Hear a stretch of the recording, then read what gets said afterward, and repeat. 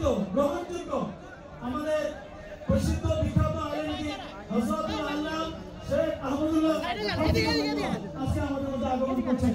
আল্লাহ তাআলা হাফিজাহুল্লাহ আজকে আমাদের মধ্যে আগমন করছেন। আল্লাহ তাআলা হযরতের আগমনকে কবুল মঞ্জুর করুন, আমিন।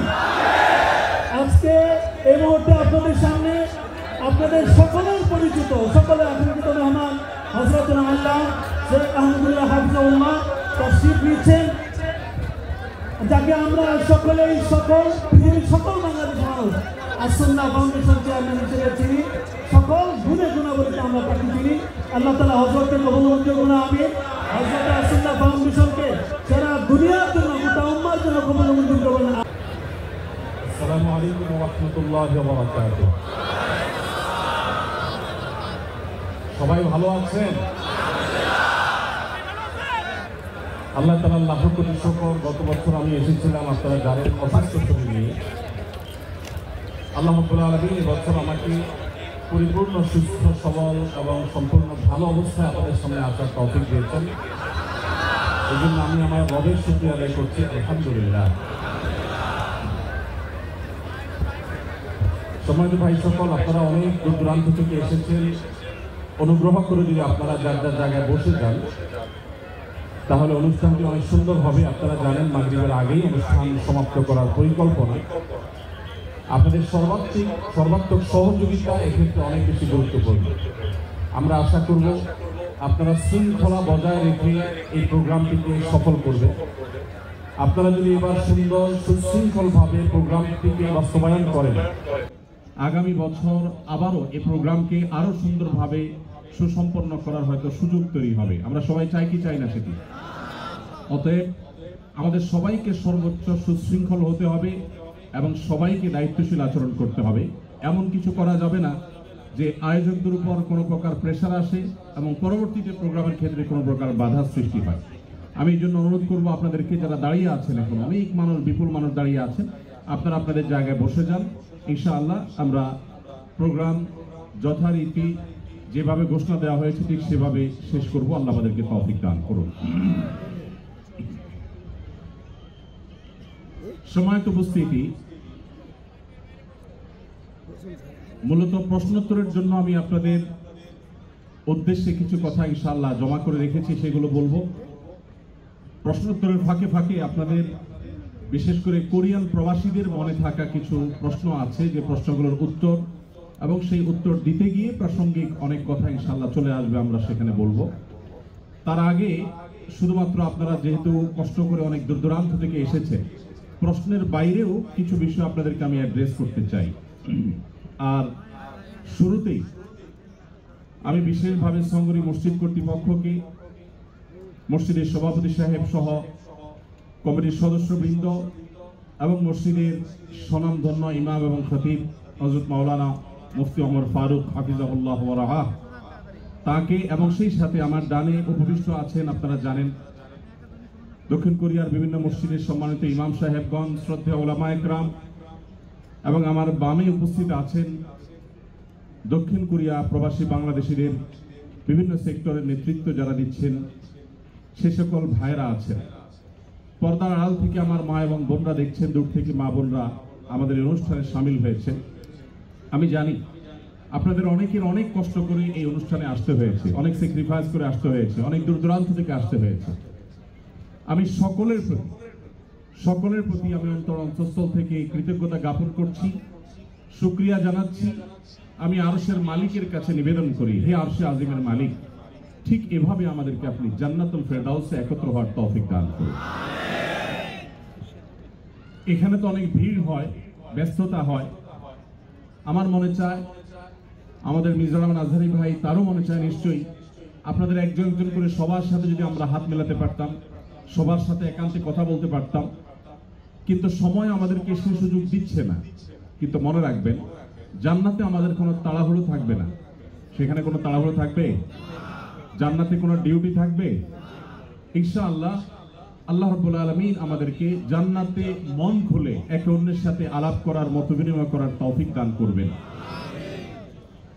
সম্মানিত উপস্থিতি, আমি খুব ভালো করেই জানি আপনারা যারা প্রিয় মাতৃভূমি ছেড়ে এত দূরে এসে এখানে বসবাস করছেন, কেউ চাকরির সুবাদে, কেউ ব্যবসার সুবাদে, কেউ হয়তো পড়াশোনা করার জন্য এখানে এসেছেন। নিজ মাতৃভূমির প্রিয় মাটিকে ছেড়ে, আত্মীয় স্বজনকে ছেড়ে দূর দেশে মানুষ যত ভালো খাক, যত ভালো পড়ুক এবং যত হ্যান্ডসাম স্যালারি পাক, দিন শেষে এক ধরনের অতৃপ্তি, দিন শেষে এক ধরনের কষ্ট, দিন শেষে এক ধরনের ব্যথা প্রবাসীদের প্রত্যেকের মনের মধ্যে অনুভূত হয়। কারণ আমি নিজে 10-10টি বছর প্রবাসে কাটিয়েছি, আমি জানি প্রবাসীদের মনের যে বেদনা, এটা দেশে যারা থাকে তারা বেশিরভাগ ক্ষেত্রে উপলব্ধি করতে পারে না। আমি প্রায় সময় বলার চেষ্টা করি, প্রবাসীদের বহনকারী বিমান যখন দেশের মাটি ছুঁই ছুঁই করে, যখন দেখতে শুরু করে প্রবাসীরা জানালা দিয়ে যে নিজের দেশের সেই এলোমেলো বিল্ডিংগুলো ঢাকা শহরের দেখা যাচ্ছে, তখন সিট থেকে বেল্ট বাঁধা অবস্থায়ও পারলে সবাই দাঁড়িয়ে যাওয়ার চেষ্টা করে। এয়ার হোস্টেসরা বারবার বলেও তাদেরকে বসাতে পারেন না, থামাতে পারেন না, এত বেশি দেশকে প্রবাসীরা অনুভব করেন। অতএব প্রবাসী হিসেবে আপনাদের কষ্টের জায়গাগুলো আমি খুব ভালো করে উপলব্ধি করি।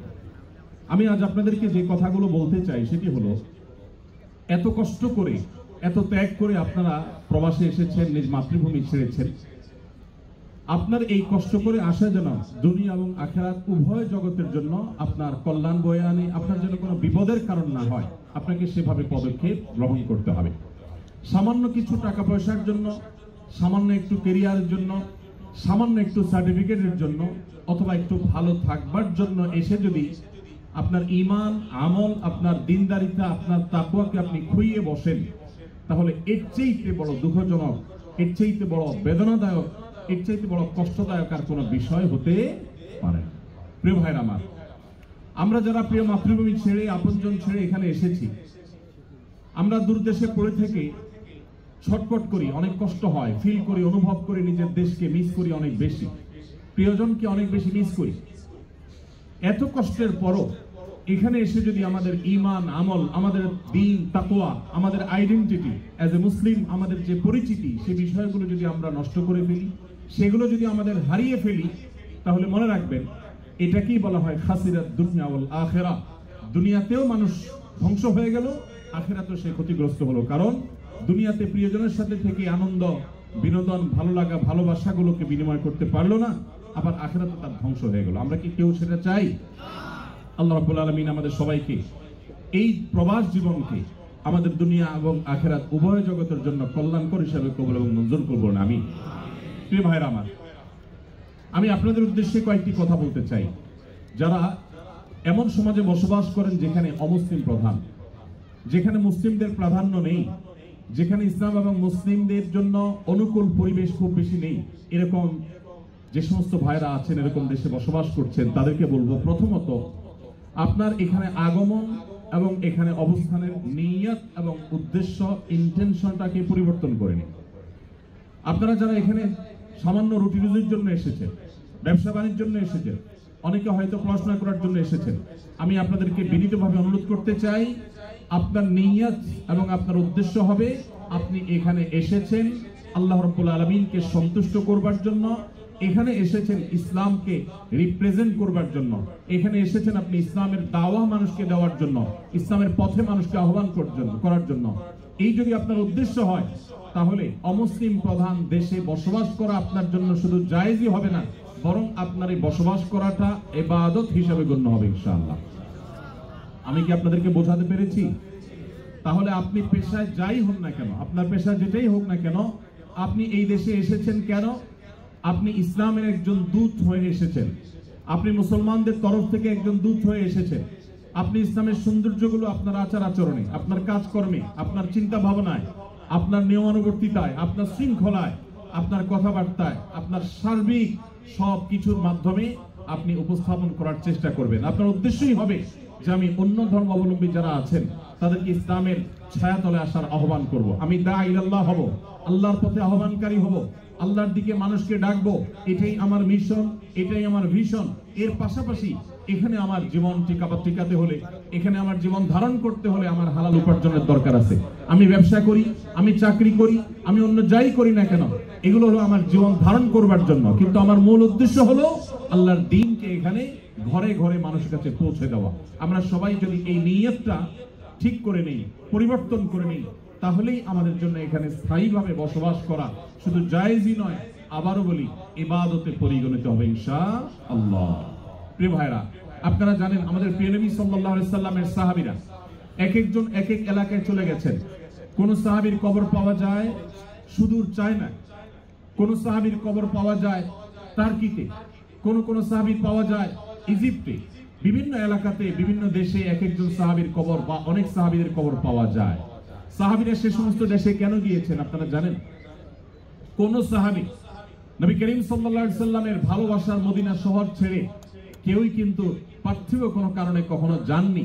মদিনা ছেড়ে কেউ কখনো দুই পয়সা রুজি করার জন্য কোনো জায়গায় কোনো সাহাবী অন্তত যেতে পারেন না। প্রিয় ভাইরা আমার, যত সাহাবীদের কবর আমরা দেখি পৃথিবীর প্রান্তে প্রান্তে ছড়িয়ে আছে, তারা সবাই গিয়েছেন মুহাম্মদ সাল্লাল্লাহু আলাইহি সাল্লামের যে দ্বীন তারা পেয়েছেন সেই দ্বীনকে অন্যদের মাঝে পৌঁছে দেওয়ার জন্য, তাবলীগের জন্য, প্রচারের জন্য, দাওয়াতের জন্য তারা বের হয়েছেন। অতএব সেই একই উদ্দেশ্য আজও যদি আমাদের হয়, তাহলে আগামীর পৃথিবী হবে ইসলামের পৃথিবী, আগামীর পৃথিবী হবে মুসলমানদের পৃথিবী, আগামীর পৃথিবী হবে সুখ এবং স্বাচ্ছন্দ্যময় পৃথিবী। আগামী পৃথিবীতে ডিপ্রেশন থাকবে না, আত্মহত্যা থাকবে না, মানুষ কষ্টে থাকবে না। কারণ ইসলাম মানেই শান্তি। ইসলাম মানুষকে শান্তির পথে আহ্বান করে, দুনিয়ার শান্তি নিশ্চিত করে, আখিরাতের শান্তিও নিশ্চিত করে। অতএব আমাদের উদ্দেশ্য হবে আমরা এই দেশে এসেছি, বসবাস করছি আল্লাহর দ্বীনকে প্রচার করবার জন্য, মানুষকে ইসলামের পথে আহ্বান করার জন্য। আমরা সবাই নিয়ত করে নেব তো ইনশাআল্লাহ। আপনি হয়তো বলতে পারেন যে আমি একজন সাধারণ শিক্ষিত মানুষ, বা আমি একজন মাদ্রাসা পড়ুয়া নয় এরকম মানুষ, আমি কিভাবে আল্লাহর দ্বীন এর পথে মানুষকে আহ্বান করব? আমি সে বিষয়ে আসবো ইনশাআল্লাহ। খুবই সহজ এবং খুবই সিম্পল একটি বিষয়। আমরা যদি চাই প্রত্যেকটা মানুষ দ্বীনের দায়ী হতে পারি, নবী করিম সাল্লাল্লাহু আলাইহি সাল্লামের সাহাবীদের মধ্যে একেবারে সাধারণ থেকে সাধারণ সাহাবীও আল্লাহর দ্বীনকে প্রচার করবার জন্য বেরিয়ে গেছেন। তাদের মাধ্যমে শত শত মানুষ মুসলমান হয়েছেন। আজ যে আপনি মুসলিম, আজ যে আপনি গর্ব করে নিজেকে ইসলামের পরিচয় পরিচিত করান, মনে রাখবেন সাহাবীরা পৃথিবীর বিভিন্ন দেশে দেশে যদি ইসলাম প্রচারের উদ্দেশ্যে না বের হতেন, তাহলে আপনার আমার বাপদাদারা, আমাদের পূর্বপুরুষরা তারা মুসলমান হতে পারতেন না। আমরাও কিন্তু মুসলমান এই পরিচয় গর্বের সাথে দিতে পারতাম না। অতএব আমাদের আগামীর পৃথিবী যদি মুসলমানের পৃথিবী হয়, আগামীর পৃথিবী যদি ইসলামের পৃথিবী হোক, সেটা আমরা চাই, তাহলে আমাদের উদ্দেশ্য হতে হবে আদ-দাওয়াতু ইলাল্লাহ, বা আল্লাহর পথে মানুষকে আহ্বান করা। আল্লাহর পথে আহ্বানকারী হব তো ইনশাআল্লাহ। মনে রাখবেন, আপনি একা ইবাদত বন্দেগী করে খুব অল্প পরিমাণ সওয়াব কামাতে পারবেন, কিন্তু আপনি যদি দাওয়াত দিয়ে মানুষকে ইসলামের পথে আনতে পারেন, যত মানুষ আপনার মাধ্যমে আসবে কিয়ামত পর্যন্ত, এই সব মানুষগুলো যত নেক আমল করবে, আল্লাহ রাব্বুল আলামিন আপনার আমল নামাতে সেই পরিমাণ সওয়াব দাখিল করাবেন, প্রবেশ করাবেন। এজন্য ভাইরা আমার, ইসলামের দাওয়াতের এই কাজ আমাদের প্রত্যেকের মিশন হতে হবে, ভিশন হতে হবে। আল্লাহ আমাদের সবাইকে সে তৌফিক দান করুন। দ্বিতীয়ত যে বিষয়টি বলবো তা হলো, আপনারা এদেশে এসেছেন ইসলাম প্রচারের স্বার্থে, কাজের স্বার্থে তো আপনারা এদেশের ভাষা শিখেনি, কিন্তু ইসলাম প্রচারের উদ্দেশ্যে আপনারা এদেশের ভাষাকে খুব ভালো করে রপ্ত করবেন। বিশেষ করে ওলামা ইকরাম এখানে আছেন, আমি তাদেরকে বিশেষভাবে বলতে চাই, আর আমার সম্মানিত শ্রোতা ভাইদেরকে বলতে চাই, বোনদেরকে বলতে চাই, আপনারা সবাই এই দেশের ভাষা সবচেয়ে গুরুত্ব দিয়ে আপনারা শিখে ফেলবেন।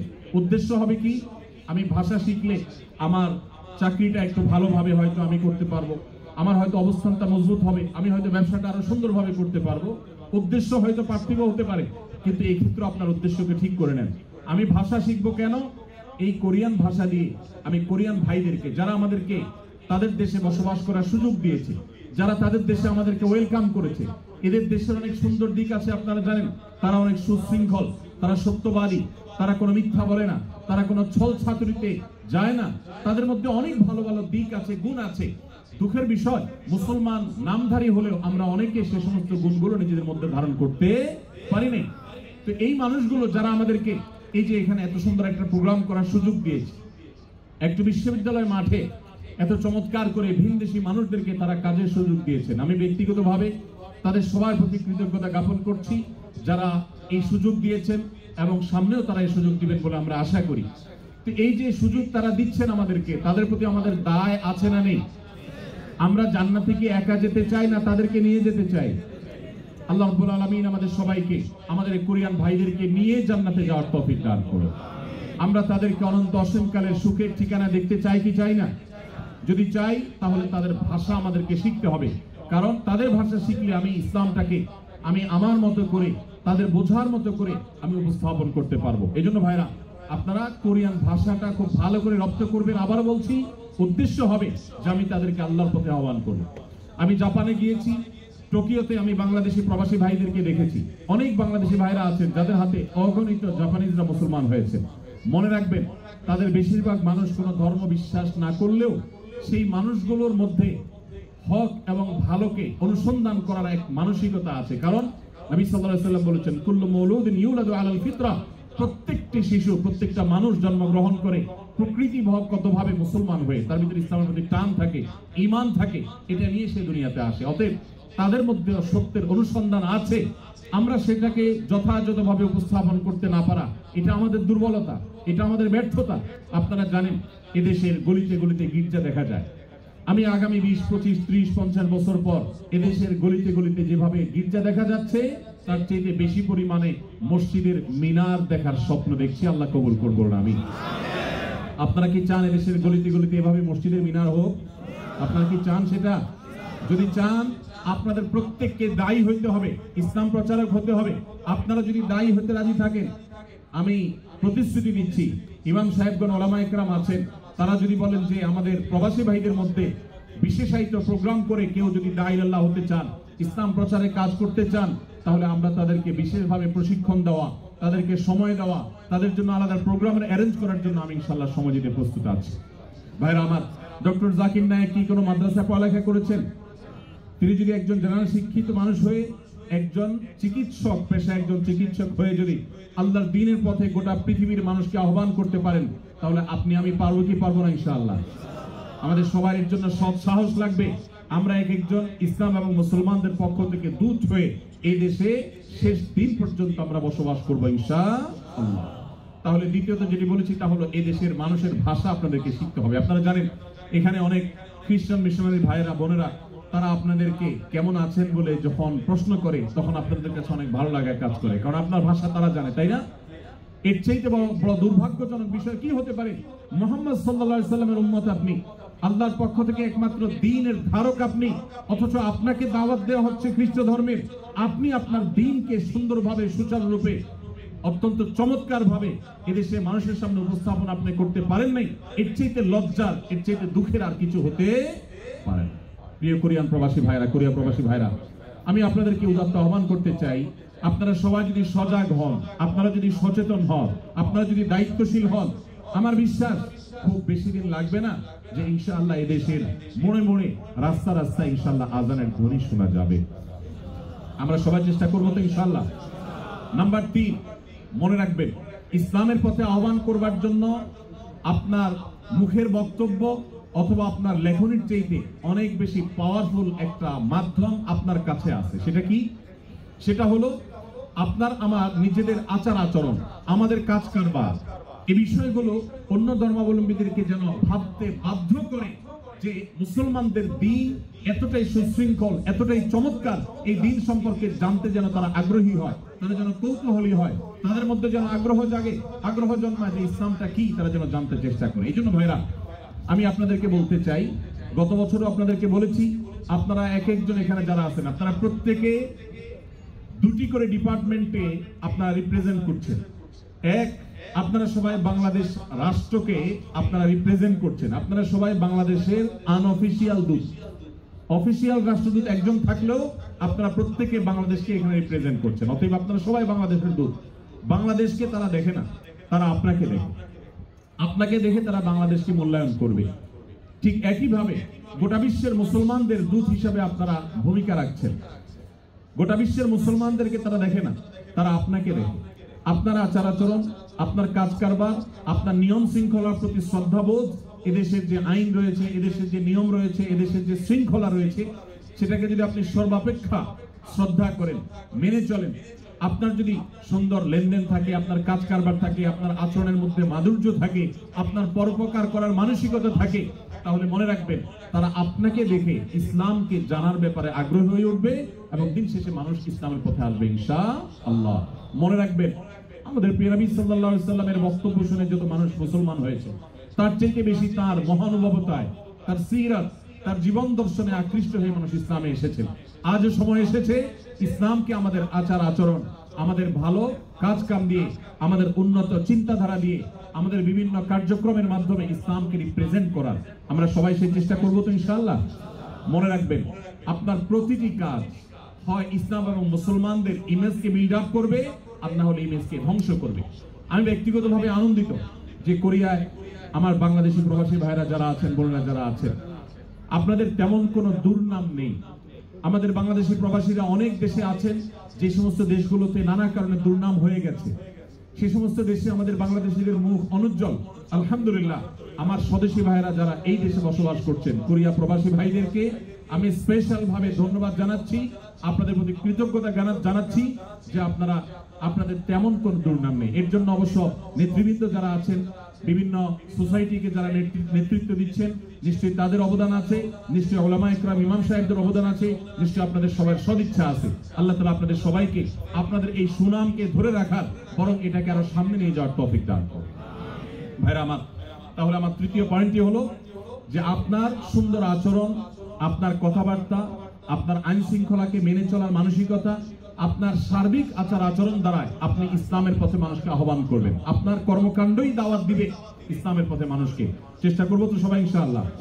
নাম্বার 4, আপনি প্রবাসে থেকে যদি আল্লাহর দ্বীনকে রিপ্রেজেন্ট করতে চান আর নিজের ঈমান আমলকে হেফাজত করতে চান, মনে রাখবেন, আপনি কিছু পয়সা কামাই করতে এসে যদি আপনি বেঈমান হয়ে চলে যান, অথবা আপনি ঈমানদার আছেন, আপনার ছেলে মেয়ে তারা বেঈমান হয়ে যদি চলে যায়, পরের জেনারেশনটা যদি ধ্বংস হয়ে যায়, তো এর চেয়ে বড় দুর্ভাগ্যের বিষয় আর কিছু হতে পারে না। অতএব এই বিষয়টিকে মাথায় রেখে আমি আপনাদেরকে অনুরোধ করব যে আপনারা সবাই সবসময় চেষ্টা করবেন, সচেষ্ট থাকবেন যে আপনারা যেখানেই থাকেন না কেন আশেপাশে মসজিদগুলোর সাথে আপনারা ইনভলভ হয়ে থাকবেন। ইমাম সাহেবদের বিভিন্ন যে প্রোগ্রামগুলো থাকে, কোরআন শিক্ষার আসর থাকে, তাফসিরের আসর থাকে, বিভিন্ন দ্বীনি প্রোগ্রামগুলো থাকে, যে কোনো দ্বীনি প্রোগ্রামের সাথে আপনারা এঙ্গেজ হয়ে থাকবেন, মসজিদগুলোর সাথে সম্পৃক্ত হয়ে থাকবেন, নামাজি মানুষদের সাথে থাকবেন। কারণ ভালো সঙ্গ যদি মানুষ অবলম্বন করে, তখন যে কোনো বিপদ আপদ থেকে, ঈমান হরণকারী বিষয় থেকে আল্লাহ রাব্বুল আলামিন মানুষকে হেফাজত করেন। এই জন্য নেক সঙ্গ বা সৎসঙ্গ এটা আমাদের ঈমানকে এই প্রতিকূল পরিবেশে টিকিয়ে রাখার জন্য সবচেয়ে সহায়ক ভূমিকা রাখবে। এই জন্য আমি আশা করব আপনারা সবাই সেই বিষয়টি রাখবেন। আমাদের বোনরা যারা আছেন, আপনাদেরকে আমি বিশেষভাবে বলতে চাই, আপনারা নিজেদের মধ্যে বলয় গড়ে তোলেন, সোসাইটি এবং সার্কেল গড়ে তোলেন। 10-20 জন বোন যাদের মধ্যে আল্লাহর ভয় আছে, যারা হালাল হারাম মেনটেন করেন, যারা দুনিয়ার সমস্ত লোভের বিপরীতে ঈমানকে প্রায়োরিটি দেন, প্রাধান্য দেন, সেই মানুষগুলোকে সাথে নিয়ে আপনারা ছোট ছোট সার্কেল করে করে আপনারা নিয়মিত বৈঠক করেন, নিজেদের মধ্যে বোঝাপড়া করেন, কোরআন হাদিসের তালিম করেন, আলোচনা পর্যালোচনা করেন। আপনাদের শিশুদেরকে ঈমানের উপরে টিকিয়ে রাখবার জন্য, তাদেরকে সেভ করবার জন্য প্রতিকূল পরিবেশে আপনার শিশুদের জন্য আলাদা সোসাইটি বিল্ড আপ করতে হবে, তাদের জন্য আলাদা পরিবেশ করতে হবে, মসজিদগুলো থেকে তাদের জন্য নানামুখী উদ্যোগ নিতে হবে। মনে রাখবেন, স্রোতের তালে গা ভাসানো, এটার জন্য কোনো যোগ্যতার প্রয়োজন হয় না। স্রোতের বিপরীতে চলতে হলে যোগ্যতার প্রয়োজন হয়। আপনারা কি স্রোতের তালে গা ভাসিয়ে নিজেদের পরিচয়কে হারিয়ে ফেলতে চান, নাকি পরিচয় ধরে রাখতে চান? পরিচয় ধরে রাখতে চান। মনে রাখবেন, অনেক ভাইরা আছেন যারা নিজ দেশের মানুষের কৃষ্টি, কালচার, নিজের ঈমান আমল এগুলোকে হারিয়ে বসেছে। এর চেয়ে দুর্ভাগ্যজনক আর কিছুই হতে পারে না। সামান্য একটু টাকা পয়সার জন্য আপনি আপনার আইডেন্টিটিকে একেবারে পানির সাথে মিশিয়ে দিয়েছেন, ধুলোর সাথে মিশিয়ে দিয়েছেন। ভাইরা আমার, আমি আপনাদেরকে অনুরোধ করতে চাই, পৃথিবীর যে প্রান্তেই থাকুন না কেন, নিজের আইডেন্টিটি, নিজের আত্মপরিচয়কে কখনো কোনো অবস্থাতে আপনি ধুলোর সাথে মিশতে দিবেন না। আলহামদুলিল্লাহ, আমি আবারও কৃতজ্ঞতা জানাই কোরিয়া সরকারের প্রতি, কোরিয়ান অথরিটির প্রতি। এখানকার যত দায়িত্বশীল আছে, যত প্রতিষ্ঠান আছে, তারা অত্যন্ত আন্তরিক। তাদের প্রশংসায় পঞ্চমুখ আমাদের প্রবাসী ভাইরা যেখানে যাই, আপনারা সবাই কোরিয়ান অথরিটির প্রশংসা করে থাকেন, আমরাও তাদের প্রশংসা করি। আল্লাহ রাব্বুল আলামিন তাদেরকে হেদায়েতের আলো দ্বারা আলোকিত হওয়ার তৌফিক দান করুন। যারা আমাদের জন্য এই দেশে বসবাস করার সুযোগ করে দিয়েছেন, যারা আমাদের সিকিউরিটি দিচ্ছেন, নিরাপত্তা দিচ্ছেন, যারা আমাদেরকে এত সুন্দর দ্বীনি প্রোগ্রাম করবার সুযোগ দিয়েছেন, যারা মসজিদ পরিচালনা করছেন, আপনাদেরকে বাধাহীনভাবে নির্বিঘ্নভাবে দ্বীনি কাজ করার সুযোগ যারা দিয়েছেন, আমরা অন্তঃস্থল থেকে আল্লাহর কাছে ফরিয়াদ করি, হে আল্লাহ, গোটা কোরিয়াবাসীকে আপনি জান্নাতবাসী হওয়ার মতো উপযুক্ততা নিয়ে দুনিয়া থেকে যাওয়ার তৌফিক নসিব করুন। কিন্তু সেজন্য আমাদের দায় এবং দায়বদ্ধতা, দায়িত্বশীলতা আছে না নাই? যদি থাকে আমাদের প্রত্যেককে আজ এখান থেকে প্রতিশ্রুতি করতে হবে আমরা সবাই ইনশাআল্লাহ এখান থেকে দায়ী হওয়ার সংকল্প নিয়ে, ইসলাম প্রচারক হওয়ার, আল্লাহর প্রতি আহ্বানকারী হওয়ার সংকল্প নিয়ে এখান থেকে যাব। ঠিক আছে তো ইনশাআল্লাহ ভাইরা আমার? সেই জন্য 4 নম্বর পয়েন্ট বলেছি যে আপনাকে যেটা করতে হবে সৎসঙ্গ অবলম্বন করতে হবে। ভালো মানুষ যারা নামাজ কালাম পড়েন, হালাল হারাম মেনটেন করেন, ইমান ব্যাপারে খুব সিরিয়াস, যে আমার টাকা পয়সা আসুক আর না আসুক ইমান যেন চলে না যায়, এই মানুষগুলোর সাথে আপনি বন্ধুতা করবেন, তাদের সাথে উঠা বসা করবেন। যত বেশি তাদের ব্যাপারে আপনি সিরিয়াস হবেন তত বেশি ইনশাআল্লাহ আপনার ইমানকে এই প্রতিকূল পরিবেশে আপনি সেফ রাখতে পারবেন। আপনি জানেন নবী করিম সাল্লাল্লাহু আলাইহি ওয়াসাল্লাম বলেছেন, যে ব্যক্তি অন্য ধর্মাবলম্বীদের কাছে, ইহুদি মুশরিক বা নাসারা বা মুশরিকদের মধ্যে যারা বসবাস করে, ওই ব্যক্তির ইমানের ব্যাপারে নবী সাল্লাল্লাহু আলাইহি ওয়াসাল্লাম কোনো দায়িত্ব নেন না, তার ব্যাপারে নবী সাল্লাল্লাহু আলাইহি ওয়াসাল্লাম কোনো দায়িত্ব নিতে চান না, এমন কথা তিনি বলেছেন। এটা এক ধরনের সতর্কবাণী যে প্রতিকূল পরিবেশে তুমি নিজের ইমানকে রক্ষা করতে পারবা না। অনেকে সন্তান সন্ততি সহ এখানে বসবাস করেন, নিজের ইমান সেভ করতে পারলেও পরের জেনারেশন ধরে রাখা কঠিন, আর থার্ড জেনারেশন ধরে রাখা শুধু কঠিন নয়, অলমোস্ট অসম্ভবের মতো। এটা সম্ভব হওয়ার একমাত্র পথ হলো আপনার মূল পরিচয় ব্যবসায়ী হবে না, আপনার মূল পরিচয় চাকরিজীবী হবে না, আপনার মূল পরিচয় স্টুডেন্ট হবে না, আপনার মূল পরিচয় হবে আপনি দেশে আছেন, থাকবেন ইসলামকে রিপ্রেজেন্ট করার জন্য, ইসলামের দায়ী হওয়ার জন্য, ইসলামের প্রতি মানুষকে আহ্বান করার জন্য। মনে রাখবেন সাধারণ ইবাদতকারী আর দায়ীর মধ্যে পার্থক্য হলো, আমাদের দেশে আমরা জানি যে বিভিন্ন রকমের নির্বাচন হয়ে থাকে, যে বিভিন্ন পর্যায়ে যে নির্বাচন হয়, এখানে কিছু থাকে ভোটার আর কিছু থাকে ক্যান্ডিডেটের পক্ষ থেকে প্রচারক বা ক্যাম্বাসার। যারা প্রচারক থাকে এদের কাছে সাধারণত এক দলের যিনি ক্যান্ডিডেট থাকেন, প্রার্থী থাকেন, ধরেন এক জায়গায় চেয়ারম্যান ইলেকশন হচ্ছে, চেয়ারম্যান পদপ্রার্থী কয়েকজন আছে, একজন পদপ্রার্থী তার পক্ষে যিনি ভোট কালেকশন করেন, তার কর্মী হিসেবে যিনি কাজ করেন, তাকে কিন্তু অন্য ক্যান্ডিডেটের লোকেরা কখনো তার চেয়ারম্যানকে ভোট দিতে বলে না, কারণ জানে যে এই লোকটা তো নিজেই একজন চেয়ারম্যানের কর্মী, তাকে কি আমি ভোটের দাওয়াত দিব। কিন্তু যে ব্যক্তি সাধারণ ভোটার, তার কাছে কিন্তু সবাই ভোটের জন্য বলে, সব ক্যান্ডিডেটরা এসে বলে ভাই ভোটটা আমাদেরকে দিন, বলে কি বলে না? আপনি যদি সাধারণ মুসলমান হয়ে থাকেন, আপনাকে শয়তান দাওয়াত দিবে যে তুমি শয়তানিতে চলে আসো, এদেশের মানুষের কুফরিগুলা তুমি গ্রহণ করো। আর যদি আপনি নিজে ইসলাম প্রচারক হন, তাহলে শয়তান আপনার ব্যাপারে নিরাশ হয়ে যাবে যে না, এই লোককে তো দাওয়াত দিয়ে লাভ নাই, এ তো নিজেই আল্লাহর পথে মানুষকে দাওয়াত দিচ্ছে। এজন্য আমাদের ইমানকে টিকিয়ে রাখার একমাত্র উপায় হলো দাওয়াতের কাজ করা, দাঈ ইলাল্লাহ হওয়া। সবাই চেষ্টা করবো তো ইনশাআল্লাহ? আপনারা যদি দাঈ ইলাল্লাহ হতে চান, আমি অলরেডি 4টি পরামর্শ দিয়েছি, 5 নম্বর পরামর্শ বলে শেষ করব। এই 5টি পয়েন্ট যদি আপনি মাথায় রেখে চলেন, ওলামা ইকরামের যদি সহযোগিতা নেন, আমি বিশ্বাস করি যে একটা নির্দিষ্ট সময়ের পর, 6 মাস 1 বছর পর আপনারা সবাই ইনশাআল্লাহ ইসলামের দায়ী হতে পারবেন। আল্লাহ আমাদের সবাইকে তৌফিক দান করুন।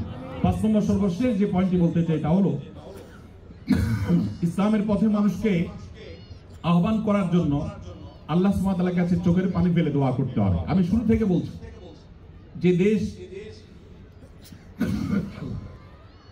আমাদেরকে এত সুযোগ দিয়েছে, যে দেশ আমাদেরকে নিরাপদে বসবাস করার সুযোগ দিয়েছে, আমাদের প্রিয় স্বদেশে পর্যন্ত আমরা অনেকে এতটা নিরাপদ না। ঠিকই ঠিক না বলেন? আমাদের প্রিয় স্বদেশেও আমরা অনেকে এলাকাতে গেলে পালিয়ে বেড়াতে হয়, অনেকে আছে যে নানান মামলা মোকদ্দমা দিয়ে রাখা হয়, এয়ারপোর্ট থেকে অনেককে হয়রানি করা শুরু করা হয়। তো এইরকম একটা পরিস্থিতিতে আমরা যে দেশে বসবাস করছি, এই দেশে আপনাদের জীবন নিয়ে কখনো শঙ্কায় থাকা লাগে? আপনাদের সম্পদ নিয়ে কখনো ভয় করা লাগে? তো যে দেশের মানুষ আমাদেরকে এত নিরাপত্তা দিয়েছে, এতটা সুযোগ দিয়েছে, আমি এখান থেকে হালাল উপার্জন করার সুযোগ পাচ্ছি, আমরা তাদের প্রতি যে কৃতজ্ঞতা বোধ, সেই কৃতজ্ঞতা বোধ থেকে আজ থেকে আপনার যত দোয়া হবে, আপনি প্রত্যেক দোয়াতে একবারের জন্য হলেও বলবেন, আল্লাহ এদেশের যে মানুষগুলো এত সুন্দর, এত সভ্য, এত ভদ্র, এত সত্য কথা বলে, এত সৎ এবং ন্যায়পরায়ণ, শুধু তাদের ঈমানটুকু নেই, হে আল্লাহ আপনি আমাকে ক্যাপাবল করে দেন, আমাকে সেই যোগ্যতা দেন, আমি যেন তাদের সবাইকে ঈমানের পথে আহ্বান করতে পারি। দোয়া করা যাবে না ইনশাআল্লাহ? আল্লাহ আপনি তাদের সবাইকে হেদায়েত দান করেন, তাদের জন্য দোয়া করা যাবে না ইনশাআল্লাহ? আমরা যদি আজকে এখানে যত হাজার মানুষ আছে, আজ থেকে যদি আমরা নিয়মিত প্রত্যেক দোয়াতে আমরা যদি চোখের পানি ফেলে আল্লাহর কাছে ফরিয়াদ করি যে আল্লাহ তুমি এই মাটিকে ইসলামের জন্য কবুল করো, আল্লাহ এই দেশের মানুষগুলোকে ইসলামের জন্য কবুল করো।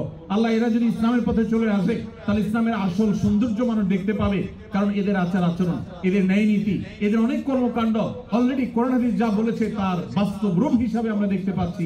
শুধু ঈমানটা যদি প্লাস করা যায় তাহলে তারাই হবে আমাদের সামনে সবচেয়ে উত্তম মডেল, সবচেয়ে উত্তম আদর্শ।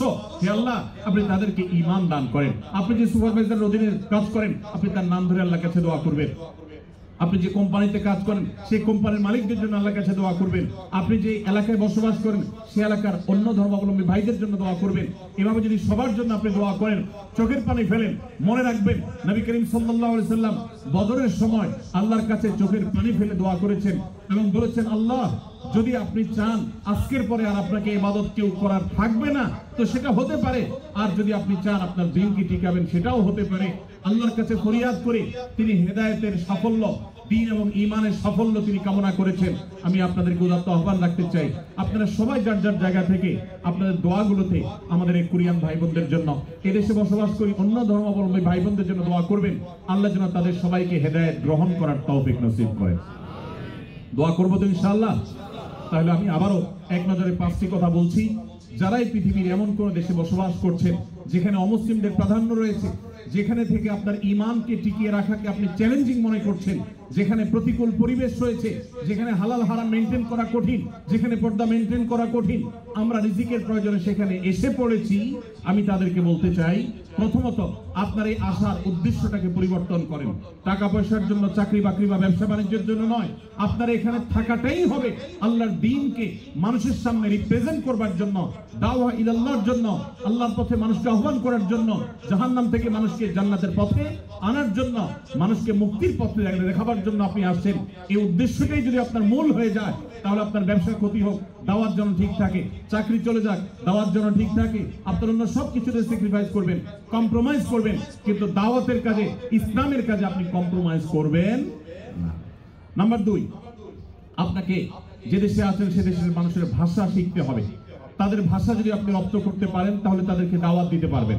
ভাষা শিখলে আপনার স্কিল ডেভেলপ হবে, আপনার চাকরি, আপনার ব্যবসা ভালোভাবে করতে পারবেন। কিন্তু উদ্দেশ্য সেটা হবে না। উদ্দেশ্য হবে যে আমি এই ভাষা শিখে তাদেরকে আল্লাহর কথা আমি ব্যাখ্যা করব, কোরআনের কথা বলবো, সুন্নাহর কথা বলবো। ভাইরা আমার, আপনাদের হয়তো অনেকের কাছে জিনিসটা একটু অস্বাভাবিক মনে হচ্ছে যে এই মানুষগুলো এত উন্নত জ্ঞানে, বিজ্ঞানে, তথ্যে, প্রযুক্তিতে, অবকাঠামোতে, অন্য অনেক দিক থেকে তারা এগিয়ে আছে, তারা আমাদের ধর্মের জন্য তারা কি আদৌ লালায়িত? বিশ্বাস করুন, গোটা পৃথিবী যত উন্নত দেশ পাবেন, প্রত্যেকটা উন্নত দেশের মানুষেরা তাদের মধ্যে এক ধরনের শূন্যতা কাজ করছে। বিভিন্ন দেশে যাওয়ার সুযোগ আমার হয়েছে।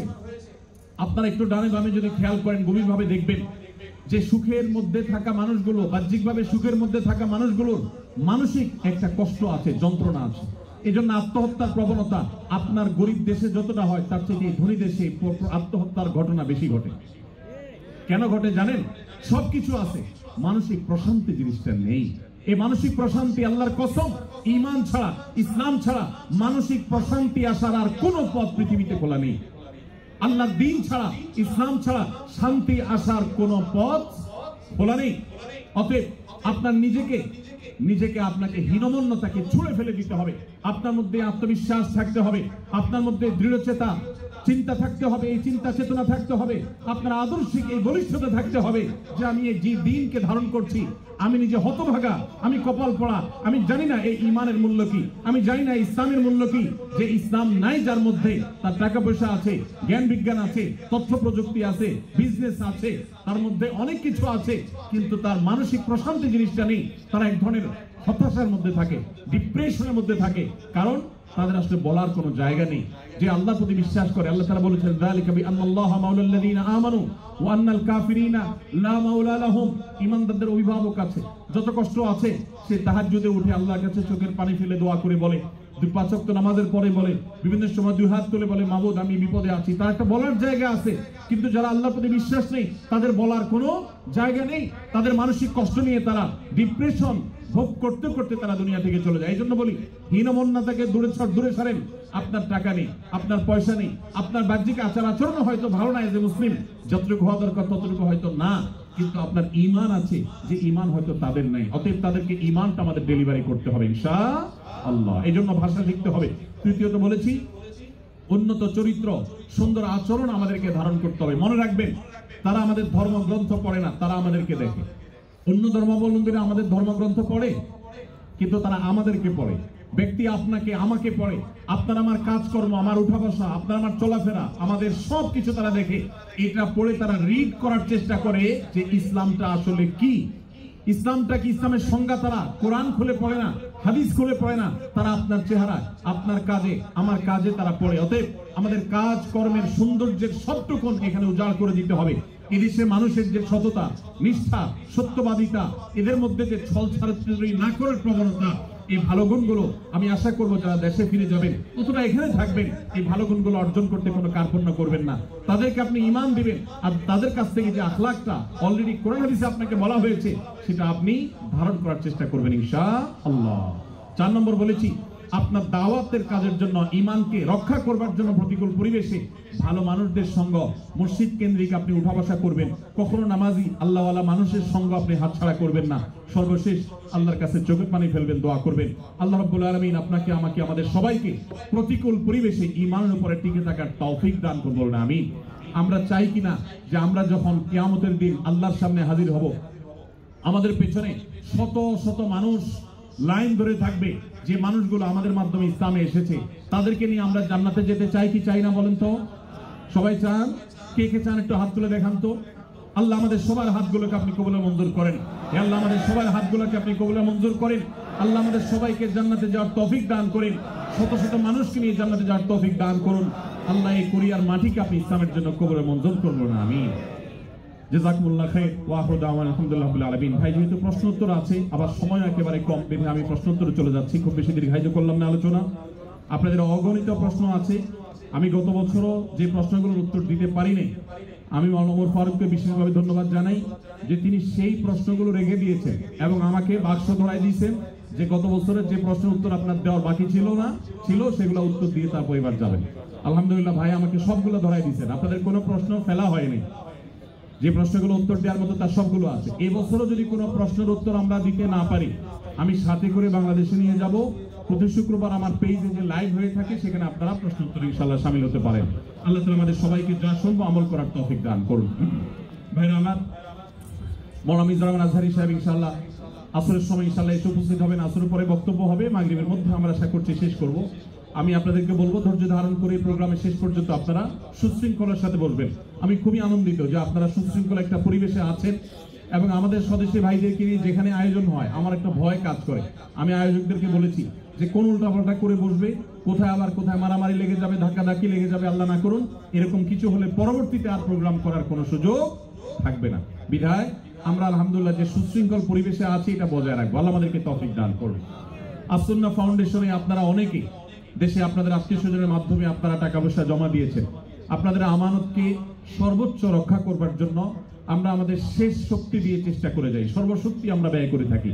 আলহামদুলিল্লাহ আপনাদের প্রিয় প্রতিষ্ঠান এই বন্যা দুর্গত প্রত্যেকটা জেলার প্রতিটা ইউনিয়নে, প্রতিটা গ্রামে, ঘরে ঘরে আলহামদুলিল্লাহ বন্যার্ত মানুষের পাশে আমরা দাঁড়িয়ে ত্রাণ সামগ্রী পৌঁছে দিচ্ছি, ঘর করে দিচ্ছি। যারা কৃষক ক্ষতিগ্রস্ত হয়েছেন তাদের নগদ অর্থ সহায়তা করছি। এবং আপনারা জানেন যে আলহামদুলিল্লাহ আমাদের আসুন্নাহ ফাউন্ডেশন থেকে অনেক আগেই আমরা বলেছি 100 কোটি টাকা ক্রস করেছে, সেটা হয়তো 130 কোটি টাকাও ক্রস করে গেছে এবং পুরো টাকাটা ইনশাআল্লাহ আমরা এই বন্যা দুর্গত মানুষদের কল্যাণে কাজ করব। আপনাদেরকে বলতে চাই আপনারাও এইভাবে যেখানে থাকেন মানুষের কল্যাণে কাজ করবেন। এদেশে আছেন, এদেশ থেকে শুধু নিবেন না, এদেশকে দেওয়ারও চেষ্টা করবেন। ঠিক আছে তো ইনশাআল্লাহ? জাযাকুমুল্লাহ খাইর। অনেক প্রশ্ন আসছে, আমি সবার প্রশ্নের উত্তর দেওয়ার চেষ্টা করব যতটুকু সম্ভব ইনশাআল্লাহ আমি চেষ্টা করবো টাচ করার। প্রথম প্রশ্ন, কোরিয়ার মধ্যে আমরা কিভাবে দৃষ্টিকে নত রাখবো এবং নিজের ঈমানকে বাঁচিয়ে রাখবো এই সম্পর্কে কিছু বলবেন। ঈমান বাঁচিয়ে রাখার জন্য ইতিমধ্যে আমরা কয়েকটি পরামর্শ দিয়েছি, যে পরামর্শগুলো আমল করলে বা সেগুলো লক্ষ্য করলে ইনশাআল্লাহ আপনি ঈমান বাঁচিয়ে রাখতে পারবেন। সেই সাথে আমি একটু প্লাস করি, প্রতিকূল পরিবেশে নজর হেফাজত করা খুব কঠিন। আপনারা জানেন এখানে মেয়েরা চলাফেরার ক্ষেত্রে ইসলামী লাইফস্টাইল তারা মেনটেন করে না, খুব স্বাভাবিকভাবে সঙ্গত কারণেই আমাদের জন্য এই পরিবেশে চোখের হেফাজত করা কঠিন হয়। মনে রাখবেন নবী করিম সাল্লাল্লাহু আলাইহি ওয়াসাল্লাম বলেছেন জিনাল আইনি আন নাজর। আমাদের অনেক মুসলিম ভাইরা আছেন এখানে যারা হয়তো জানেনও না যে নবী সাল্লাল্লাহু আলাইহি ওয়াসাল্লাম বলেছেন মানুষ কিন্তু চোখ দিয়েও জিনা করে, আর চোখের জেনা হলো চোখ দিয়ে সে এমন কিছু দেখলো যেটা দেখা তার জন্য অ্যালাউড না, পারমিটেড না। একজন নারী তিনি যদি বেপর্দা থাকেন, তিনি যদি অশ্লীল বা খোলামেলা পোশাকে চলাফেরা করেন, আপনি আপনার দৃষ্টিকে সংযত রাখবেন। যথাসম্ভব আপনার দৃষ্টি সীমানা এরকম কোন মহিলা, এরকম কোন নারী পড়লে সাথে সাথে নিজের নজরকে আপনি সংযত করে নেবেন। আল্লাহ তাআলা বলেছেন কুল্লিল মুমিনিনা ইয়াগুদ্দু মিন আবসারিহিম ওয়া ইয়াহফাযু ফুরুজাহুম। হে আল্লাহ তাআলা বলেছেন তার রাসূলকে, হে রাসূল আপনি ঈমানদারদেরকে বলে দিন তারা যেন তাদের দৃষ্টিগুলোকে সংযত করে, অবনত করে। আমি জানি এই কাজটা শুধু কঠিন নয়, মহা কঠিন। এই কাজটা শুধু কঠিন নয়, চরম পর্যায়ে কঠিন। মনে রাখবেন আপনাদেরকে এই ধরনের পরিবেশে ঈমানের উপর টিকে থাকতে হলে, আমরা যারা বাংলাদেশে থাকি আমাদের ঈমান এর মিটার যদি হয় 10-এ, আপনার ঈমানের মিটার থাকতে হবে 15-তে। কারণ আপনার এই প্রতিকূল পরিবেশে টিকে থাকা, এটার জন্য আপনার ঈমানের এক্সট্রা পাওয়ারের প্রয়োজন আছে। সো আমি আপনাদেরকে বিনীতভাবে অনুরোধ করতে চাই যে চোখের হেফাজত করার জন্য আপনারা আপ্রাণ চেষ্টা করবেন। মনে রাখবেন চোখ দিয়া হারাম জিনিস যখন দেখেন হয়তো নগদ আনন্দ পান, কিন্তু স্থায়ীভাবে আপনার কষ্ট, বেদনা, ব্যথা, যন্ত্রণা এগুলো কিন্তু ঠিকই হয়। হয় কি হয় না বলেন? মনে রাখবেন চোখে দেখার পর, হারাম জিনিস দেখার পর সেটা যদি আপনি হাতের নাগালে না পান, সঙ্গত কারণে পাবেন না, আর না পেলে আপনার মধ্যে এক ধরনের যন্ত্রণা, এক ধরনের কষ্ট হয়।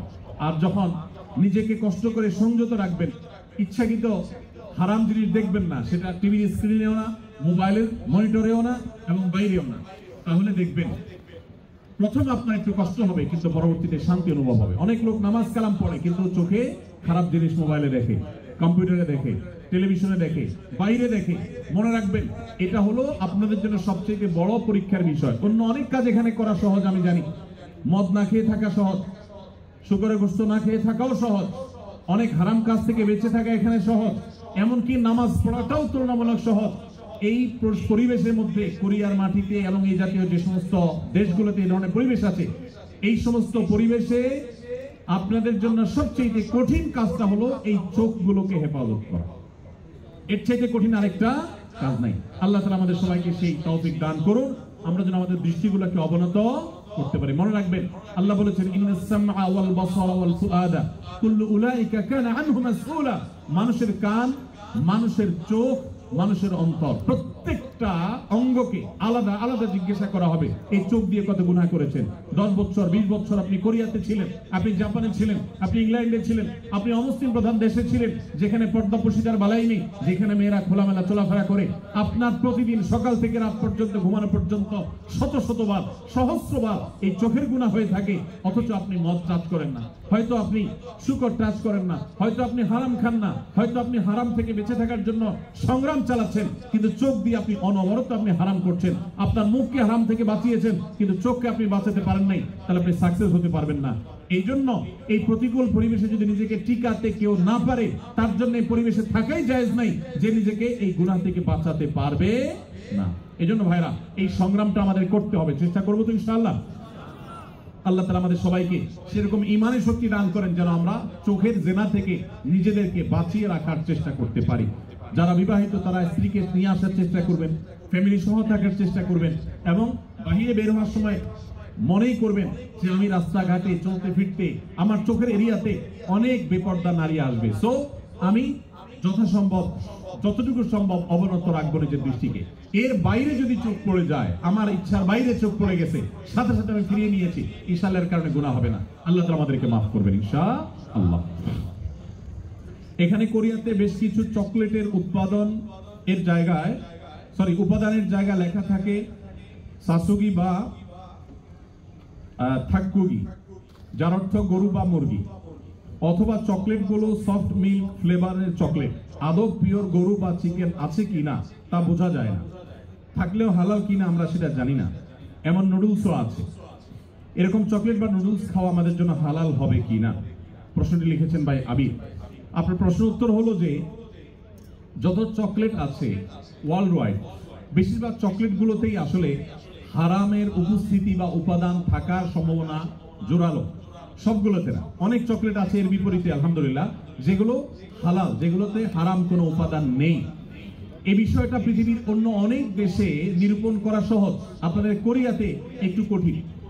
আপনি জাপানে গেলেও দেখবেন যে বিভিন্ন বাজারে বিভিন্ন সুপার মার্কেটে, বিভিন্ন মার্টে, সুপার মলে, সুপার শপিং মলে আপনি দেখবেন যে চকলেট হোক, যে কোনো ফুড হোক, সেখানে স্ক্যান করে চেক করা যায় এটা হালাল কি হারাম, এখানকার উপাদান কি, সব ডিটেইল জানা যায়। এবং হালাল সার্টিফিকেশন প্রতিষ্ঠানগুলো খুবই স্ট্রং সেসব দেশে, যার কারণে হালাল সার্টিফিকেশনের উপরে নির্ভর করা যায়। আপনাদের এখানে এখনো সেটা হয় নাই, তবে আলহামদুলিল্লাহ যেভাবে দিন দিন আমাদের প্রবাসী বাংলাদেশি ভাইরা বাড়ছেন, পাকিস্তানি, আরাবিয়ান, অন্যান্য দেশি ভাইরাও দিন দিন আসছেন, আশা করা যায় অচিরেই ইনশাআল্লাহ কোরিয়াতেও হালাল সার্টিফিকেশনের অথরিটি এরকম গড়ে উঠবে, তখন আপনাদের জন্য সহজ হবে। আপাতত যারা এখানে আছেন আমি তাদেরকে বলবো, আপনি এটার উপাদানের মধ্যে সন্দেহপূর্ণ কোনো কিছু থাকলে সেটাকে অ্যাভয়েড করবেন। মনে রাখবেন, সন্দেহপূর্ণ বিষয়কে অ্যাভয়েড করাটা খুবই জরুরি একটা বিষয়। যেটা আপনি নিশ্চিত হালাল জানবেন শুধু সেটাই গ্রহণ করবেন, আর যেটাকে সন্দেহ মনে হবে সেটা আপনি অ্যাভয়েড করে চলবেন। চকলেট না খেলে কি আমরা মারা যাব ভাই? কি বলেন? চকলেট না খেলে কি খুব বেশি অসুবিধা হবে আমাদের? অতএব আমরা যথাসম্ভব সন্দেহপূর্ণ খাবার অ্যাভয়েড করে চলবো, তাহলে ইনশাআল্লাহ হারাম থেকে বেঁচে থাকা সহজ হবে। এরপরে প্রশ্ন হলো, আমি অনেক চেষ্টার পরও মা হতে পারছি না, তাই অনেকে আমাকে অনেক আমলের পাশাপাশি তাবিজ ব্যবহার করতে বলছেন, অনেকে কটু কথাও বলেন, কিন্তু আমি খুবই সন্দিহান গুনাহের ব্যাপারে। দয়া করে সঠিক তথ্য দিয়ে সহযোগিতা করবেন। বোন ফারজানা প্রশ্ন করেছেন, দেখুন, যে সমস্ত বোনের বাচ্চা হয় না, আমাদের সমাজে এক শ্রেণীর কুলাঙ্গার, এক শ্রেণীর খারাপ মানুষ আছে যারা ওই মেয়েদেরকে নিয়ে কটু কথা বলে, আছে না নেই? গ্রামাঞ্চলে বিশেষ করে অনেকে আছেন এই সমস্ত বোনদেরকে খোঁচা মেরে কথা বলেন। সন্তান হওয়া না হওয়া এটা কি পৃথিবীতে কোনো মানুষের হাতে? কোনো মানুষের হাতে? সন্তান দেওয়া বা না দেওয়া মালিক কে? আল্লাহ তাআলা কোরআনে কারীমে পরিষ্কার ভাবে বলেছেন যে আল্লাহ রাব্বুল আলামিন ইয়াহাবু লিমান ইয়াশাউ ইনাসা ওয়া ইয়াহাবু লিমান ইয়াশাউ যুকুর আইয়ুযাওয়িজুহুম যুকরান ওয়া ইনাসা। আল্লাহ তাআলা যাকে ইচ্ছা তাকে কন্যা দেন, তাকে যাকে ইচ্ছা তাকে ছেলে দেন। কাউকে আল্লাহ তাআলা দুইটাই দেন, কাউকে আল্লাহ কিছুই দেন না, এটা সম্পূর্ণ আল্লাহর ইখতিয়ার। অতএব এই কারণে যদি কোনো মেয়েকে বা কোনো ছেলেকে কেউ দোষারোপ করে, সে আল্লাহর কাছে কবিরা গুনাহে লিপ্ত আসামি। যদি সে মুখে দাঁড়িয়ে থাকে, সে যদি হাজী সাহেব থাকে, সে যদি মসজিদের সভাপতি সেক্রেটারি হয়, সে যদি আলেম ইমাম সাহেব হয়, তারপরে সে আল্লাহর কাছে অপরাধী এবং ক্রিমিনাল, বিকজ সে একজন নির্দোষ মানুষকে সে দোষ দেওয়ার চেষ্টা করেছে। এজন্য খবরদার, সন্তান হয় না, সব ছেলে হয় অথবা সব মেয়ে হয়, এজন্য মেয়েদেরকে অথবা ছেলেদেরকে কাউকে কোনো দোষ দেওয়া যাবে, সম্পূর্ণ আল্লাহর ফয়সালা। এর পাশাপাশি বোন যদি জানতে চেয়েছেন যে সন্তান না হওয়ার জন্য আপনাকে বিভিন্ন আমলের কথা বলেন, বিভিন্ন আমল আপনি করতে পারেন। কোরআনে কারিমে বিভিন্ন আয়াত আছে, যে আয়াতগুলো আমল করার মাধ্যমে, পাঠ করার মাধ্যমে, সেগুলো পড়ে পানিতে ফু দিয়ে খাওয়ার মাধ্যমে বিভিন্নভাবে সন্তান আল্লাহ তাআলা দান করেছেন।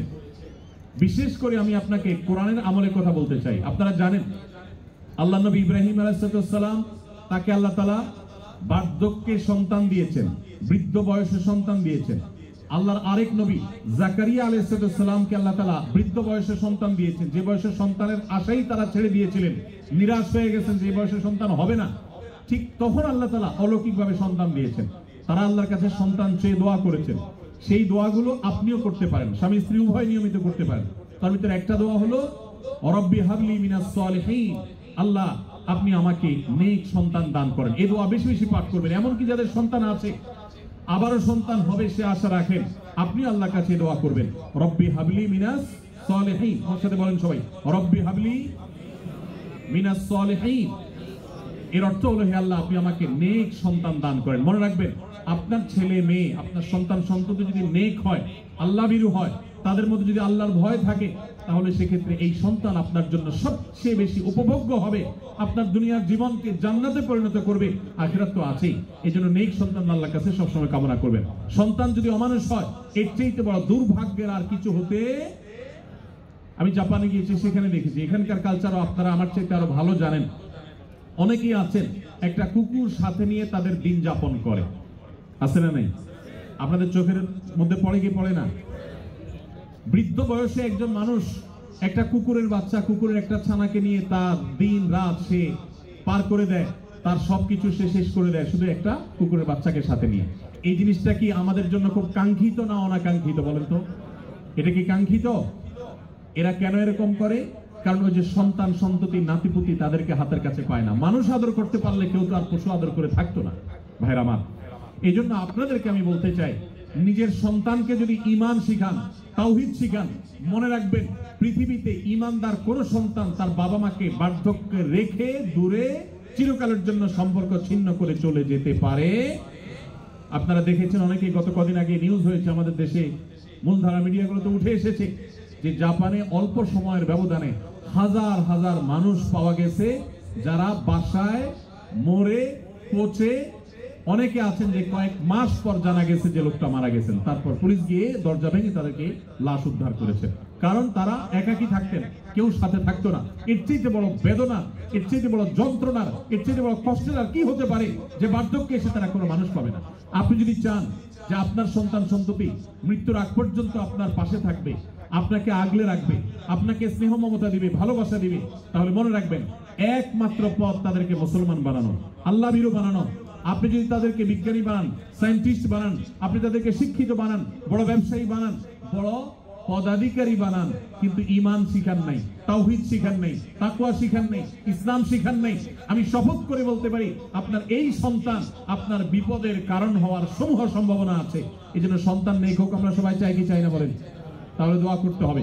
যে বোন চেয়েছেন তার জন্য এবং অন্য সবার জন্য বলছি, রব্বি হাবলি মিনাস সালিহিন, বেশি বেশি করে পাঠ করবেন। আরেকটা দোয়া হলো রব্বি লা তাযারনি ফারদা ওয়া আনতা খায়রুল ওয়ারিসিন। বিশেষ করে যাদের সন্তান হয় না তারা এই দোয়াটা বেশি বেশি পাঠ করবেন, রব্বি লা তাযারনি ফারদা, হে আল্লাহ আমাকে একা আপনি রেখে দিবেন না, ওয়া আনতা খায়রুল ওয়ারিসিন, আপনি সর্বোত্তম ওয়ারিস, তারপরেও আপনি আমাকে নেক সন্তান দান করুন। এই দোয়ার মধ্যে সেটি চাওয়া হয়েছে। অতএব রব্বি লা তাযারনি ফারদা ওয়া আনতা খায়রুল ওয়ারিসিন এই দোয়া পাঠ করবেন ইনশাআল্লাহ তাআলা। এর বাইরেও আরো বহু দোয়া আছে, রব্বি হাবলি মিন লাদুনকা যুররিয়াতান তাইয়্যিবা, রব্বি হাবলি মিন লাদুনকা যুররিয়াতান তাইয়্যিবা, আল্লাহ আপনার পক্ষ থেকে আপনি আমাকে পবিত্র এবং ভালো সন্তান দান করেন। ইন্নাকা সামিউদ দুআ, আপনি দোয়া শ্রবণকারী। আমি আমার জীবন বুঝজ্ঞান হয়েছে থেকে নিয়ে একটি দোয়া ছাড়ি নেই, রব্বানা হাব লানা মিন আজওয়াজিনা ওয়া যুররিয়াতিনা কুররাতা আয়ুন ওয়াজআলনা লিল মুত্তাকিনা ইমামা। সূরা ফুরকান আয়াত নম্বর 74, 74 আয়াত নম্বর। সূরার নাম হলো সূরা আল ফুরকান।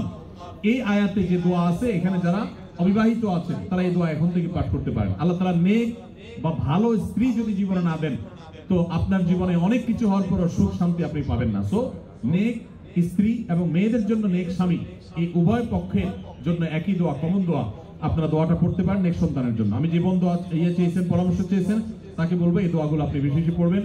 সূরা ফুরকানের 74 নম্বর আয়াত, এর বাইরে আরো 3টা দোয়া বলেছি, রব্বি হাবলি মিনাস সালিহিন, রব্বি লা তাযারনি ফারদা ওয়া আনতা খায়রুল ওয়ারিসিন, রব্বি হাবলি মিন লাদুনকা যুররিয়াতান তাইয়্যিবা ইন্নাকা সামিউদ দুআ। এই 4টি দোয়া নিয়মিত পড়বেন, ইনশাআল্লাহ সন্তানহীনতার কষ্ট দূর হবে। এরপরে যদি আল্লাহ না দেন, তখন রাখবেন আল্লাহ তাআলা যা দিয়েছেন এর মধ্যে আপনার কল্যাণ আছে। সন্তান হয়েছে কিন্তু অমানুষ হয়েছে, খারাপ হয়েছে, অসুস্থ হয়েছে, বিকলাঙ্গ হয়েছে, তার চাইতে আল্লাহ তাআলা না দেওয়াটা আপনার জন্য কখনোই ক্ষতিকর নয়। এজন্য আল্লাহর ফয়সালা সন্তুষ্ট থাকবেন। তবে তাবিজের যে ব্যবহার, এটি সুন্নাহর খেলাফ। নবী করিম সাল্লাল্লাহু আলাইহি সাল্লাম কখনো তাবিজ দেননি, ব্যবহার করেননি। এই তাবিজের ব্যবহারে কোরআনে কারীমের আয়াত থাকলে সেটা জায়েজ কিনা জায়েজ, এটা নিয়ে ওলামাদের যে ইখতিলাফ বা মতপার্থক্য পার্থক্য আছে, এর ঊর্ধ্বে উঠে আপনি নিশ্চিতভাবে জানতে পারেন তাবিজের ব্যবহার এটা নবী সাল্লাল্লাহু আলাইহি সাল্লামের সুন্নাহ না। বিধায় কোরআন এবং সুন্নাহ বর্ণিত দোয়া, আয়াত এগুলো পড়ে পড়ে ফু দিবেন এবং আমল করবেন ইনশাআল্লাহ তাআলা। আমি মোহাম্মদ দেলোয়ার হোসেন। আমার প্রশ্ন হলো, বাবা মাকে খুশি করলে স্ত্রী মন খারাপ করে, আবার স্ত্রীকে খুশি করতে গেলে বাবা মার মন খারাপ হয়, তাই বাবা মার জন্য স্ত্রীকে ত্যাগ করা লাগে, আমি কি করব একটু বলবেন? ভাই, এই প্রশ্নের উত্তর গত বছর আমি দিয়েছি, সব সময় আমি দেই। আপনাদেরকে যারা এখানে বিবাহিত আছেন, বিদেশে আছেন, আপনারা যে কি পরিমাণ প্যারায় আছেন, এটা দেশের অন্য কোনো মানুষ না বুঝলেও আমি খুব ভালো করে বুঝি। আমাদের আজহারি ভাই খুব ভালো করে বুঝবেন, কারণ আমরা দুজনই, উনি এখনো প্রবাসে আছেন আর আমি 10 বছর সৌদি আরবে প্রবাস জীবন কাটিয়ে আসছি। ভাইরা আমার, এর উত্তর খুবই সহজে আমি দিচ্ছি। মনে রাখবেন, যারা প্রবাসে আছেন অথবা দেশেই আছেন, বিয়ে করার পরে দেখা যায় বউরে খুশি করতে গেলে মা না খুশ, আবার মারে খুশি করতে গেলে বউ না খুশ। আপনাদের এই পরিস্থিতি থেকে বের হওয়ার জন্য কিছুটা ডিপ্লোম্যাটিক আচরণ করতে হবে, কূটনৈতিক আচরণ করতে হবে। যারা বিভিন্ন দেশে ডিপ্লোম্যাট হিসেবে থাকেন, তাদের দেখবেন কথাবার্তার ভিতরে প্রচুর ফাঁক ফোকর থাকে, তারা হাতে রেখে কথা বলে। বেশিরভাগ ক্ষেত্রে এই পারিবারিক অশান্তিগুলো দূর করার মূল সমাধানটা হলো বুদ্ধিমত্তা। এর ভিতরে প্রথম যে কাজটা আপনাকে করতে হবে তা হলো, এই ডিপ্লোম্যাটিক আচরণেরও আগে যে কাজটি করতে হবে তা হলো, বেশি শেয়ানামি না করে, বেশি চালাকি না করে একটু বোকা শোকা থাকার চেষ্টা করবে। পারিবারিক অশান্তি দূর করার সবচেয়ে সহজ এবং সবচেয়ে শর্টকাট সমাধান হলো যে একটু বেকুব বেকুব ভাব ধরে থাকবে। জিনিসটাকে একটু ব্যাখ্যা করে বলবো। আচ্ছা, ধরেন আপনার স্ত্রী এসে আপনার মার নামে এক গাদা বদনামি করছে, তোমার মা এটা বলছে, তোমার মা ওইটা বলছে, উনি কি এটা বলতে পারে, একটা বুড়া মানুষ কিভাবে এই কথা বললো, তোমার ভাই এটা বলছে, তোমার বোনে ওইটা করছে, দুনিয়ার বিচার দিলে বউয়ে। তখন আপনি একজন সভ্য স্বামীর মতো, ভদ্র স্বামীর মতো মনোযোগ দিয়ে সব কথা শুনবেন। অনেক স্বামী আছে বেকুবের মতো বউয়ের কথা শুনে না, বলে বুঝছি তুমি কি বলবা, হয়েছে থামো না, খবরদার, ফুল কথা বলতে দিবেন, তার যত জেদ আছে সব ঝাড়তে দিবেন, 2-4-5 মিনিট যা লাগে বলে সে যখন হাঁপায় উঠবে বলবে যখন, কি ব্যাপার তুমি কিছু বলো না কেন। এবার আপনি তখন ফ্লোর নিয়ে এবার আপনি তাকে বলবেন যে দেখো তুমি যা বলছো আমি তো বুঝতেছি, আমার রাগে সব পশম দাঁড়ায় গেছে, দেখো তোমার কষ্টে তো আমার ভেতরটা জ্বলে পড়ে ছাই হয়ে যাচ্ছে, দেখো যেভাবে বলা দরকার বলে তাকে আগে এটা কনভিন্স করবেন যে আমি তোমাকে ইগনোর করছি না, তোমার সমস্ত কথাগুলো ক্যাচ করেছি এবং তোমার ব্যথা আমি ব্যথিত। এরপরে এবার বলবেন দেখো যদি মা না হতো, যদি নিজের ছোট ভাই বোন এদেরকে যদি পিঠে মেরে ফেলা জায়েজ হইতো, বা এদেরকে যদি বড় ভাই আমার উল্টাপাল্টা করতেছে, বড় ভাই কিছু বলতে পারতেছি না, আল্লাহ রাসূল বড়দেরকে সম্মান করতে বলছেন, যদি সেটা না করা লাগতো তো আজকে এসপার কি ওসপার আমি করে ছেড়ে দিতাম। এরকম 2-4টা কথা যখন বলবেন, বউ দেখবেন তার যে গিয়ারে ছিল সেখান থেকে একদম হাফ গিয়ারে চলে আসছে, এখনো কিছুটা থাকবে। এরপরে আপনাকে সে যেটা বলবে সে হলো, আপনার সব লেকচার শোনার পর সে আপনার ব্যাপারে একটা কমেন্ট করবে। সে কমেন্টটা হলো যে আমার স্বামী লোকটা আসলে, মনে মনে হয়তো বলবে বা অন্য কাউকে বলবে যে লোকটা আসলে ভালো কিন্তু বেকুব। সে একটু শক্ত হইলে এগুলো সব সাইজ করে ফেলতো, কিন্তু বোকা শোকা মানুষ, এই জন্য সে সাহস নাই, বেকুব, তুমি কি পুরুষ হইলা এসব বলবে। তো বললে তখন একদম বেকুব সেকুব থাকে। বাইরে বহুত পণ্ডিতি করেন কিন্তু বাসায় পণ্ডিতি করে না, সব জায়গায় পণ্ডিতি করতে যায় না, এখানে খুব বোকা শোকা থাকবে। বুঝতে পারছে কথা? এবার আসেন মায়ের পার্ট। মা যদি আইসা বলে এই শুনে দিকে তোর সাথে কথা আছে, বলবেন মা কি বলবা বলো। এবার মাকে যদি বলেন যে বাবা তোর বউ এই এই বলছে, এই এই করছে, সে কি এটা করতে পারে, কত বড় সাহস, তোর গলা ধরে দিয়ে মরা উচিত। মা যদি এসব কথা বলে, মাকে একইভাবে বলবেন মা আল্লাহ নবী সাল্লাল্লাহু আলাইহি সাল্লাম কোনোদিন স্ত্রীদের গায়ে হাত তোলেন নাই। ইসলামে যদি বউ পিটানোর নির্দেশ থাকতো তো আজকে ঠ্যাং উপর দিক বাইন্দা আমি পিটাতাম। আমার হাতটা শুধু বাইন্দা রাখছে ইসলাম। আল্লাহ রসুল কোনোদিন স্ত্রীদের গায়ে হাত তোলেন না। না হলে মা এত বড় সাহস, এরকম কথা সে বলতে পারে। যা কি বলছে না বলছে সেটা পরে, আপনি বিচার বিশ্লেষণ না করতে গিয়ে উপস্থিত ওই জায়গাতে সামাল দেওয়ার চেষ্টা করবেন। কথা কি বুঝতে পারছেন? আপনার এই আচরণ শোনার পর আপনার মা কি বলবে জানেন? মাও ঠিক ওই বউয়ের মতোই বলবে আমার ছেলেটা আসলেই মানুষ ভালো, সমস্যা হলো আমার পোলাটা না বোকা, একদম বেকুব। এই জন্য সেই তো বউয়ের কাছেও বেকুব থাকলেন, মায়ের কাছেও, কিন্তু আপনাকে কেউ দোষী সাব্যস্ত করবে না। আর যদি পণ্ডিতি করে বউরে বলতে চান ঠিক আছে আমি দেখতেছি, থামো তুমি। মা কিভাবে এইসব কথা বলে, এরপর যখন মা কই আছো তুমি এদিকে আসো, এবার বসে মার সাথে আলাপ শুরু করবেন। ওখানে বাঁধবে একটা ইউক্রেন রাশিয়া যুদ্ধ, বিশাল কাণ্ড হয়ে যাবে। ওই কাণ্ড করার পর বউয়ের কাছে আইসা যদি মনে করেন যে বউয়ের জন্য মার সাথে ঝগড়া করছি, বউ মনে খুশি হবে, জীবনও খুশি হবে না, জীবনও খুশি হবে না। যতই করেন বউরে খুশি করতে পারবেন না, কোন একটা প্যাঁচ বাঁধবেই এবং কোন একটা ভাগ বের করবে। আর মা তো না খুশি হয়েছেই। আবার মায়ের হয়ে যদি বলেন এই তুমি কত বড় সাহস, আমার বোনরে কি করলে, ভাইরে কি করলে, মারে কি করলে, দেখবেন আরেক যুদ্ধ পাচ্ছে। এই জন্য এগুলোর খুব বেশি পণ্ডিতি না করে যথাসম্ভব একটু কূটনৈতিক আচরণ করে, একটু চালাকি করে, একটু বোকা সেজে সমাধান করার চেষ্টা করবেন। আবার সবসময় এই পলিসি অবলম্বন করবেন না। এখন মুশকিল হলো শিখাই দিলে মহিলারাও এগুলো শুনে ওয়াজ, তারাও শিখা যায়। এবার মহিলারা ঘরে গেলে বলে যে না পলিসি তো আগে থেকে জানা, তুমি বোকা সাজতেছ। তখন আপনি একেবারে মানে সিরিয়াস বোকা, শুধু ওই মুহূর্তের জন্য, সবসময়ের জন্য বোকা। আসলে ঘরে যারা যত বেশি বোকা থাকে তারা তত বেশি সুখে থাকে। বোকাদের সাংসারিক জীবনে তারা সুখে থাকে, আর সেনা পাবলিক সব দৌড়ের উপরে থাকে। এই জন্য বাহিরে ব্যবসা বাণিজ্যের দোষায় সেনামি করেন, পাকনামি করেন, কিন্তু ঘরে বেশি পাকনামি করতে আইসেন না। এটা মুরব্বী মানার চেষ্টা করেন। তবে হ্যাঁ, কিছু কিছু ক্ষেত্রে আপনাকে তো স্ট্রং হতে হবে। আমি এই কথা বলছি, এর মানে এই না যে আপনার স্ত্রীর প্রতি আপনার মা বোন জুলুম করবে আর আপনি সবসময় শুধু নাটক করে যাবেন না।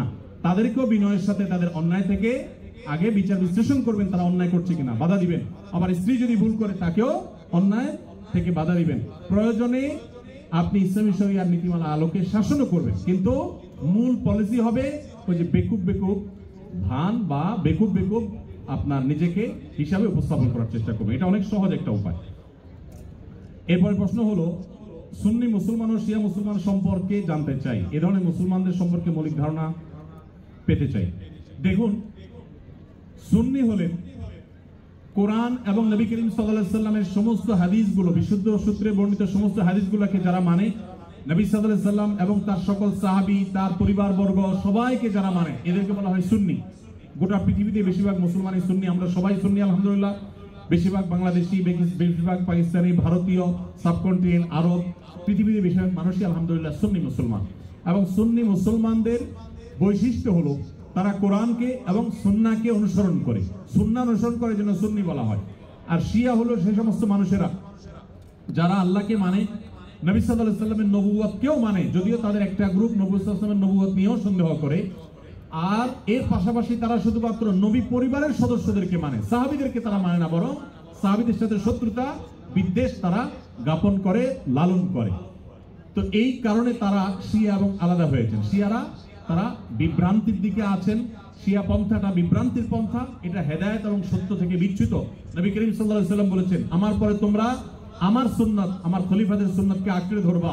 নবীর সুন্নাত এবং আদর্শ যদি কেউ আঁকড়ে না ধরে, সাহাবীদের যদি আদর্শকে কেউ যদি ইগনোর করে, সে কখনো ভালো মুসলমান হতে পারে না। এজন্য আমাদেরকে সতর্ক থাকতে হবে এবং ভালো মুসলমান হতে হলে অবশ্যই কোরআন এবং সুন্নাহ উভয়টাকে অনুসরণ করতে হবে। শিয়াদের মধ্যে কিছু কিছু গ্রুপ আছে যারা বিভ্রান্ত, পরিপূর্ণ ইসলাম থেকে তারা বাহির হয়নি। আবার দুই একটা গ্রুপ আছে তারা আমাদের আয়েশার চরিত্রে কালিমা লেপন করে, কোরআনের আয়াত নিয়ে সন্দেহ করে, নবী সাল্লাল্লাহু আলাইহি সাল্লামের রিসালাত নিয়ে সন্দেহ করে তারা ইসলামের গণ্ডি থেকে খারিজ হয়ে গেছেন। আল্লাহ তাআলা আমাদেরকে কোরআন এবং সুন্নাহ উভয়টার অনুসরণ করার তৌফিক দিয়েছেন। আমরা আহলে বাইতকে, রাসূলুল্লাহ সাল্লাল্লাহু আলাইহি ওয়াসাল্লামের পরিবারকেও ভালোবাসি, আবার তার সাহাবীদেরকেও ভালোবাসি। আমরা এখানে কোনো বিভক্ত করি না, তারা বিভক্তি করেছে, এই হলো তাদের সাথে আমাদের পার্থক্যের জায়গা। এরপরে প্রশ্ন, আমার মা মারা গেছেন। আমার মা মারা যাওয়ার 4 দিন পরে আমার বাবা বিয়ের কথা বলে মানুষের কাছে। আমার প্রশ্ন হলো, আমার বাবা কি এটা বলা ঠিক হয়েছে কিনা? 40 দিন না যেতে, এটা নিয়ে আমার বাবা আমাদের ভাই বোন কারোর সাথে যোগাযোগ করেন না। দেখুন, কারোর স্ত্রী মারা গেলে তিনি যদি 3 দিন 4 দিন 5 দিন পর বিয়ে করেন বা বিবাহের কথা বলেন, এটা শরিয়ার দৃষ্টিকোণ থেকে দোষের কিছু না। আমাদের দেশে অনেক বাবা আছেন যে স্ত্রী হারা হয়ে গেছেন, কুলাঙ্গার ছেলে মেয়েরা বাবার প্রয়োজন আছে বিয়ে করার, তারপরে বিয়ে করায় না। কেন বিয়ে করায় না? কারণ বিয়ে করালে সেখানে আরেক সন্তান হয়, তারা সম্পদের ভাগ পাবে, আরেকজনকে মা ডাকতে হবে। এর চেয়ে অমানুষ সন্তান আরেকটা হতে পারে না। আপনি যদি বাবার সুসন্তান হয়ে থাকেন, তাহলে মনে রাখবেন, মানুষের বৃদ্ধ বয়সে কথা বলার জন্য একটা মানুষের প্রয়োজন হয়, একান্ত আলাপের জন্য একটা মানুষের প্রয়োজন হয়।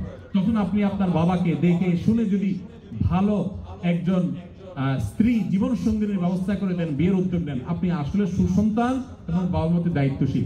আমাদের দেশে বেশিরভাগ সন্তানরাই, বেশিরভাগ ছেলেমেয়েরাই বাবা মার দ্বিতীয় বিয়ে হোক, বাবার দ্বিতীয় বিয়ে, মায়ের, এমনকি মাও যদি বাবা হারা হন, অর্থাৎ স্বামী হারা হন, অর্থাৎ আপনার বাবাকে হারিয়ে ফেলেন, তাহলে তাকেও আপনার চেষ্টা করা উচিত যে কোনো না কোনো ভাবে যদি তার বিবাহের প্রয়োজন হয়, সন্তানরা উচিত তাকে বুঝি, মায়েরা সাধারণত বিবাহ করতে চায় না, তার প্রয়োজন থাকলে তারও বিবাহ দেওয়ার উদ্যোগ নেওয়া উচিত। আর বাবার ক্ষেত্রে সন্তানরা অনেক বেশি অ্যাগ্রেসিভ থাকে, বিবাহ দিতে চায় না, তো এটা উচিত না। 3 দিন 4 দিন পরে বিয়ে করা যাবে না এমন কোনো কথা নেই। তবে হ্যাঁ, দৃষ্টিকটু হয়, দেখতে অসুন্দর দেখা যায়। আপনার একেবারে চোখে পড়ার মতো এখনো মৃত মানুষের মৃত্যুর পরের যে ইয়েটা, বেদনা আবেগের পরিবেশ, সেটাই এখনো যায় নাই, এখনো বিয়ের আলাপ করছে, সেটা তো অবশ্যই দৃষ্টিকটু, সেটা যেন না হয় সেটা খেয়াল রাখা দরকার। তবে মৌলিকভাবে এটা কোনো দোষের বিষয় না যে স্ত্রী মারা যাওয়ার পরপরই সে বিয়ের কথা বলেছে। 40 দিন পরে বিয়ে করতে হবে এমন কোনো কথা না। তবে হ্যাঁ, মেয়েদের বেলায় স্বামী মারা যাওয়ার পর 4 মাস 10 দিন পর তাকে অন্যত্র বিয়ে বসতে হবে। মেয়েদের বেলা এটা কেন? এর অনেক কারণ আছে। এর ভিতরে প্রধান কারণ হলো মেয়েদের গর্ভে তার আগের স্বামী যিনি মারা গেলেন তার সন্তান আছে কি নেই এটি পরখ করবার জন্য একটা সময় পর্যন্ত তাকে ওয়েট করতে হয়। ছেলেদের বেলা কিন্তু এটা নেই, যার কারণে ছেলেরা আগে বিয়ে করতে চাইলে সেটা জায়েজ আছে। এখানে ছেলে এবং মেয়ের মধ্যে ইসলাম আপনার বৈষম্য করেছে, কারোর প্রতি জুলুম করেছে, ব্যাপারটা সেরকম কিন্তু না। মেয়ের বিয়ের পর ছেলে বন্ধু বা কাজিন ব্রাদার বলে ছেলেদের সাথে কথা বলে। এই কারণে অনেক প্রবাসী বা দেশি ভাইদের সংসার ভেঙে যায়। এ বিষয়ে কিছু বলেন। দেখুন, বিয়ের পরে হোক আর আগে হোক, চাচাতো বোন, খালাতো বোন, মামাতো বোন, ফুফাতো বোন, শালাতো বোন মানে শালিকা, যত রকমের এই টাইপের বোন আছে, এই সব বোনদের সাথে আমাদের পর্দা মেনটেন করতে হবে, ফরজ। পর্দা যদি আপনি মেনটেন না করেন আপনি গুনাহগার হবেন। চাচাতো বোন, খালাতো বোন, বাহিরের একজন অপরিচিত নারীর সাথে পর্দা করা যেরকম ফরজ, আপনার এই টাইপের বোনদের সাথেও পর্দা করা কি ফরজ। বরং শালিকার সাথে পর্দা আরো বেশি গুরুত্বের সাথে আপনাকে করতে হবে। বিধায় এই বিষয়ে যদি কেউ ঢিলামি করেন তাহলে সংসারে অশান্তি হবে। সেটা সবার ক্ষেত্রে প্রযোজ্য, প্রবাসী হোক আর দেশি হোক। অনেকে আছেন বিয়ের পরও নিজের এই জাতীয় বোনদের সাথে খুব র্যান্ডম যোগাযোগ করছেন, হাই হ্যালো করছেন। পর্দাহীন হবেন, আবার সংসারে শান্তি হবে, দুইটা একসাথে কোনোদিনই সম্ভব না। আপনি সুখী থাকতে চান, স্বামী হন আর স্ত্রী হন, পুরুষ হন আর নারী হন, উভয়কেই আপনার পর্দার বিধান মেনে চলতে হবে। আপনার মেয়েদের জন্য চাচাতো ভাই, খালাতো ভাই, মামাতো ভাই, ফুফাতো ভাই, এই জাতীয় সব ভাই, এমনকি দেবর ভাসুর, তাদের সবার সাথে আপনার পরিপূর্ণ পর্দা মেনটেন করতে হবে। অনেকেই আছেন বাহিরে অনেক বোরকা পরেন, কিন্তু নিজের দেবরের সাথে পর্দা করেন না, নিজের মামাতো খালাতো ভাইয়ের সাথে পর্দা করেন না। অনেক মহিলারা আছে এরকম, তারা গুনাহে লিপ্ত। অনেক পুরুষ আছে যে বাহিরে পরনারীর সাথে দেখা সাক্ষাৎ করেন না, কিন্তু চাচাতো বোনের সাথে আলাপ সালাপ জোড়ায় দেন, খালাতো বোনের সাথে গল্প গুজব জোড়ায় দেন, বাড়িতে গেলে তাদের সাথে আড্ডা জমা দেন। এগুলো হারাম। ইসলাম কেন হারাম করছে বুঝতে একটু সময় লাগে। আমাদের মনে হয় যে কেন এত কড়া করি, আমারই তো চাচাতো বোন। যখন চাচাতো বোনের হাত ধরে চাচাতো ভাই পালায় যায় তখন বোঝা যায় কেন ইসলাম হারাম করেছে। ঠিক না ভাই? ঠিক। আমি অসুস্থ, আমার জন্য দোয়া করবেন, আল্লাহ যেন আমার মনের আশা পূরণ করেন। আমরা দোয়া করি আল্লাহ তাআলা তাকে পরিপূর্ণ শিফা কামিলা দান করেন। কোরিয়ান অনেক মসজিদে মহিলাদের নামাজের ব্যবস্থা আছে আলহামদুলিল্লাহ, কিন্তু অনেক মসজিদে মহিলাদের পর্দা মেনটেন করে ওযু করার ব্যবস্থা নেই। সেক্ষেত্রে তায়াম্মুম করে নামাজ পড়া যাবে কি না? উত্তর হলো না, কোন অবস্থাতেই তায়াম্মুম করে বোন আমার আপনি নামাজ পড়তে পারবেন না। যতক্ষণ পর্যন্ত পানি আছে এবং পানি ব্যবহার করবার সুযোগ আছে ততক্ষণ পর্যন্ত আপনাকে পানি দিয়েই ওযু করে নামাজ পড়তে হবে। তায়াম্মুম তখনই করা যাবে যখন পানির কোনো ব্যবস্থা নেই। ধরুন আপনি বিমানে আছেন, বিমানে পানি অনেক অল্প, ব্যবহার করতে নিষেধ করা হয়েছে, অথবা পানি শেষ হয়ে গেছে, আপনি ওযু করার কোনো উপায় পাচ্ছেন না, তাহলে সেক্ষেত্রে আপনি তায়াম্মুমের মাটি দিয়ে তায়াম্মুম করে নামাজ পড়তে পারেন। কিন্তু পানি আছে, কোন যুক্তিতে আপনি পানি ছেড়ে তায়াম্মুমে আসতে পারবেন না। বোনরা যারা আছেন এমন কোন পরিবেশে আছেন যে পর্দার সাথে আপনি ওযু করতে পারবেন না, তো যতটুকু সম্ভব ততটুকু পর্দার মধ্যে থেকে করবেন। একটু সাইডে গিয়ে করবেন, কোন একান্সিতে গিয়ে দাঁড়াবেন যাতে মানুষ না দেখে, যতটুকু সম্ভব ততটুকু করবেন। তারপর আপনাকে ওযু করতে হবে, কারণ লা তুকবালু সালাতুন মিন গায়রি তুহুর, নবী সাল্লাল্লাহু আলাইহি ওয়াসাল্লাম বলেছেন পবিত্রতা অর্জন করা ছাড়া কোনো নামাজ কবুল হবে না আল্লাহর কাছে। ইসলামের লটারি টানা হারাম, তাহলে আমরা 90% লোক কোরিয়াতে লটারির মাধ্যমে আসছি, আমাদের কোরিয়াতে ইনকাম করা হারাম হয়ে গেল তাহলে? না ভাই, এই প্রশ্নটির উত্তর বোঝার আগে আমাদেরকে জানতে হবে লটারি, সব লটারি কি হারাম কিনা। উত্তর হলো না, সব লটারি হারাম না। কোন লটারি হারাম আর কোন লটারি হালাল এটা আমাদেরকে জানতে হবে। প্রিয় নবী সাল্লাল্লাহু আলাইহি সাল্লাম লটারি হারাম হওয়ার কথা যেমন বলেছেন, আবার নবী করিম সাল্লাল্লাহু আলাইহি সাল্লাম বিভিন্ন সফরে যাওয়ার সময় তার একাধিক স্ত্রী ছিল, আপনারা জানেন, তাদের মধ্যে থেকে কাকে নেবেন, একজন গেলে একজন নাখোশ, সেজন্য তিনি লটারি করে তারপরে একজনকে নিয়ে যেতেন। তার নবী সাল্লাল্লাহু আলাইহি সাল্লাম লটারি করা নিষেধ এটা যেমন বলেছেন, আবার লটারির অপশনও রেখেছেন। তাহলে কোনটা হালাল আর কোনটা হারাম? এর উত্তর হলো, দেখুন, যেখানে আপনি ইনভেস্ট করবেন, 10 টাকা দিয়ে একটা লটারির কার্ড কিনেছেন, বা 20 টাকা 50 টাকা এনি অ্যামাউন্ট, এটা দিয়ে আপনি একটা কার্ড কিনেছেন, এরপরে অপেক্ষা করছেন লটারি কখন হবে। লটারি হলো, মিলে গেছে, আপনি 10 টাকায় 40 লাখ টাকা পাইলেন, আপনি 50 টাকায় 5,000 টাকা পাইলেন। এইভাবে যে লটারি হয়ে থাকে এটা হলো জুয়া, এটা পরিষ্কার হারাম। আল্লাহ সুবহানাহু ওয়া তাআলা বলেছেন যে ইন্নাল খামরা ওয়াল মাইসিরা ওয়াল আনসাবা ওয়াল আজলাম রিজসুম মিন আমালিশ শাইতান ফাজতানিবুহু, এটা হারাম। কিন্তু যদি এমন হয় যে কোনো পেমেন্টের ব্যাপার নাই, ধরুন আপনি কোন একটা জায়গায় কাজ করা নিয়ে ডিসিশনহীনতায় ভুগছেন, যে 5 জন আছে, 5 জনের যে কোনো 3 জনকে নিবেন, 5 জন একই যোগ্যতা সম্পন্ন, তখন লটারি করে যে কোনো 3 জনকে নিলেন। তো এইটা হারাম না? এই লটারি হারাম না? আমরা অনেক সময় দেখা যায় প্রশ্ন করবার জন্য এক একজনকে এক একটা প্রশ্ন করব, কিন্তু কাকে কোনটা করব, কে বলবে আমারটা সহজ, আমারটা কঠিন হয়ে গেছে, সেজন্য লটারি করে আমরা প্রশ্ন তুলি, যার যেটা ভাগে আসে তাকে সেটা আমরা করি। এই লটারি হারাম না। যেই লটারিতে ইনভেস্ট আছে, টাকার বিনিময়ে লটারি করে কিনে তারপরে সেখান থেকে আপনি লাভ করার সম্ভাবনা থাকে, লাভও হতে পারে, লসও হতে পারে, পুরো টাকা মারও যেতে পারে, এই লটারিটা হারাম। আর এর বাইরে যে লটারির কথা বললাম এটা কিন্তু হারাম না। বিধায় আপনারা কোনো দেশে আসার জন্য যদি এই জাতীয় লটারি করে আসেন তাহলে আপনাদের উপার্জন হারাম হবে না, ওই লটারি করাটাও হারাম হবে না। ইভেন যদি কেউ হারাম কোনো কিছু করে আসেনও তাহলে ওই কাজটা হারাম হবে, এর কারণে আপনার হালাল উপার্জনও হারাম হয়ে যাওয়ার ব্যাপারটা সেরকম না। কারো সন্তান যদি সমকামী হয়ে যায় সেক্ষেত্রে পিতামাতার করণীয় কি? যিনি সমকামী তিনি আল্লাহর পথে ফিরতে চাইলে তার করণীয় কি? দেখুন, সন্তান যদি সমকামী হয়ে যায়, আল্লাহ মাফ করুন, তাকে ফেরানোটা খুব কঠিন এবং কষ্টসাধ্য একটা কাজ। আর সমকামিতার এই অপরাধে, এই পাপাচারে কেউ যদি লিপ্ত হয় তাহলে সে যদি তওবা করে তার ভুল বুঝতে পেরে, বিশেষ করে এই ক্ষেত্রে বিভিন্ন মানসিক ডাক্তারের সহযোগিতার প্রয়োজন হয়, বিভিন্ন সাইকিয়াট্রিস্টের সহযোগিতার প্রয়োজন হয়, তাদের কাছে গিয়ে যদি তিনি কাউন্সিলিং নিয়ে ধীরে ধীরে ফিরে আসার চেষ্টা করেন এবং নিজের কৃতকর্মে লজ্জিত হয়ে অনুতপ্ত হয়ে ক্ষমা প্রার্থনা করেন আল্লাহর কাছে, আশা করা যায় আল্লাহ পূর্বের সব মাফ করে দিবেন ইনশাআল্লাহ। কারণ আল্লাহ রাব্বুল আলামিন ক্ষমাশীল। এমন কোন পাপ পৃথিবীতে নাই, ভালো করে শুনে রাখেন, এমন একটি পাপ পৃথিবীতে নাই যেই পাপ করে মারা গেলে বা যে পাপ করে তওবা করলে ক্ষমা চাইলে আল্লাহ মাফ করেন না। সকল পাপই ক্ষমার যোগ্য, সকল পাপই আল্লাহ মাফ করেন। তবে বান্দার হক মেরে থাকলে তখন বান্দার কাছ থেকে সেটা মাফ নিতে হয় বা হক ফেরত দিতে হয়, তারপর আল্লাহর কাছে মাফ চাইতে হয়। এছাড়া যে কোনো ধরনের গুনাহ বা পাপাচার যেগুলো আল্লাহর হক সংশ্লিষ্ট, আল্লাহর কাছে এমনকি শিরক করেও যদি আপনি মাফ চান আল্লাহ মাফ করবেন। আল্লাহ শিরকের অপরাধ মাফ করেন না, এর মানে হলো যদি শিরক করে কেউ দুনিয়া থেকে যায় ক্ষমা চাওয়া ছাড়া, তাহলে সেটা আল্লাহ তাআলা মাফ করবেন না, না হলে সেটাও আল্লাহ তাআলা মাফ করতে পারেন।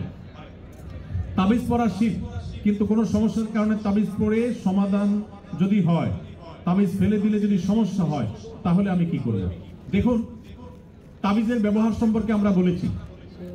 তাবিজের মধ্যে যদি শিরকি কোনো কিছু থাকে সেটা শিরক হওয়ার ব্যাপারে কারোর কোনো দ্বিমত নেই। আর তাবিজের মধ্যে যদি শুধু কোরআনের আয়াত লেখা থাকে, শিরকপূর্ণ কোনো কিছু না থাকে, সেটাকে অনেক উলামা ইকরাম জায়েজ বলেছে। কিন্তু সুন্নাহ যে না, অর্থাৎ তাবিজ ব্যবহার করা যে নবী সাল্লাল্লাহু আলাইহি ওয়াসাল্লামের আদর্শ সুন্নাহ না, এই ব্যাপারে কোনো আলেমের দ্বিমত করবার কোনো সুযোগ নেই। তিনি কখন তাবিজ ব্যবহার করেনও নাই, কাউকে দেনও নাই, কাউকে দিয়ে লেখাও দেন নাই। তবে তিনি করেছেন ঝাড়ফুঁক করেছেন, বিভিন্ন আয়াত, বিভিন্ন সূরা, দোয়া খুলে ফু দিয়েছেন, এটা তিনি করেছেন। তো এই ব্যাপারে কোনো সন্দেহ নেই। এবার আসুন, আপনি তাবিজ ব্যবহার করার পর আপনার সুস্থ থাকেন ধরা যাক, আবার খুলে ফেললে আপনি অসুস্থ হয়ে যান, তাহলে আপনি কি করবেন? উত্তর হলো, আপনি সুস্থ থাকেন বা অসুস্থ হন, তাবিজে কাজ করুক বা না করুক, যেটা সুন্নাহ না সেটা আপনি করবেন না। অনেকে আছেন অনেক শিরকি কাজ করেন, শিরকি কাজ করলে তিনি ভালো থাকেন, আবার শিরকি কাজ না করলে তিনি অসুস্থ হয়ে যান। তাদেরকে আমরা বলতে চাই, আপনার সুস্থ অসুস্থতার সাথে বিষয়টা সম্পৃক্ত না, এটা ঈমানের বিষয়। শয়তান অনেক সময় আমাদের উপর অনেক প্রভাব বিস্তার করে আমাদের ঈমান নষ্ট করার চেষ্টা করে। আপনার বরং এই সমস্ত ক্ষেত্রে ছুঁড়ে ফেলে দিয়ে আল্লাহর প্রতি ঈমান আনতে হবে। আপনার ক্ষতি হোক কষ্ট হোক সেটাকে মেনে নিতে হবে, এটা আপনার ঈমানের টেস্ট। অতএব এক্ষেত্রে কোনোভাবেই বিফল হওয়া যাবে না। স্বামী স্ত্রী দুজনেই যদি জান্নাতে যায় তাহলে তারা কি এক জান্নাতে থাকবে নাকি আলাদা জান্নাতে থাকবে? স্বামী স্ত্রী দুজনে যদি জান্নাতে যায়, দুজনকে দুই জান্নাতে দিলে তারা সুখে থাকবে না এক জান্নাত দিলে সুখে থাকবে? কি বলেন?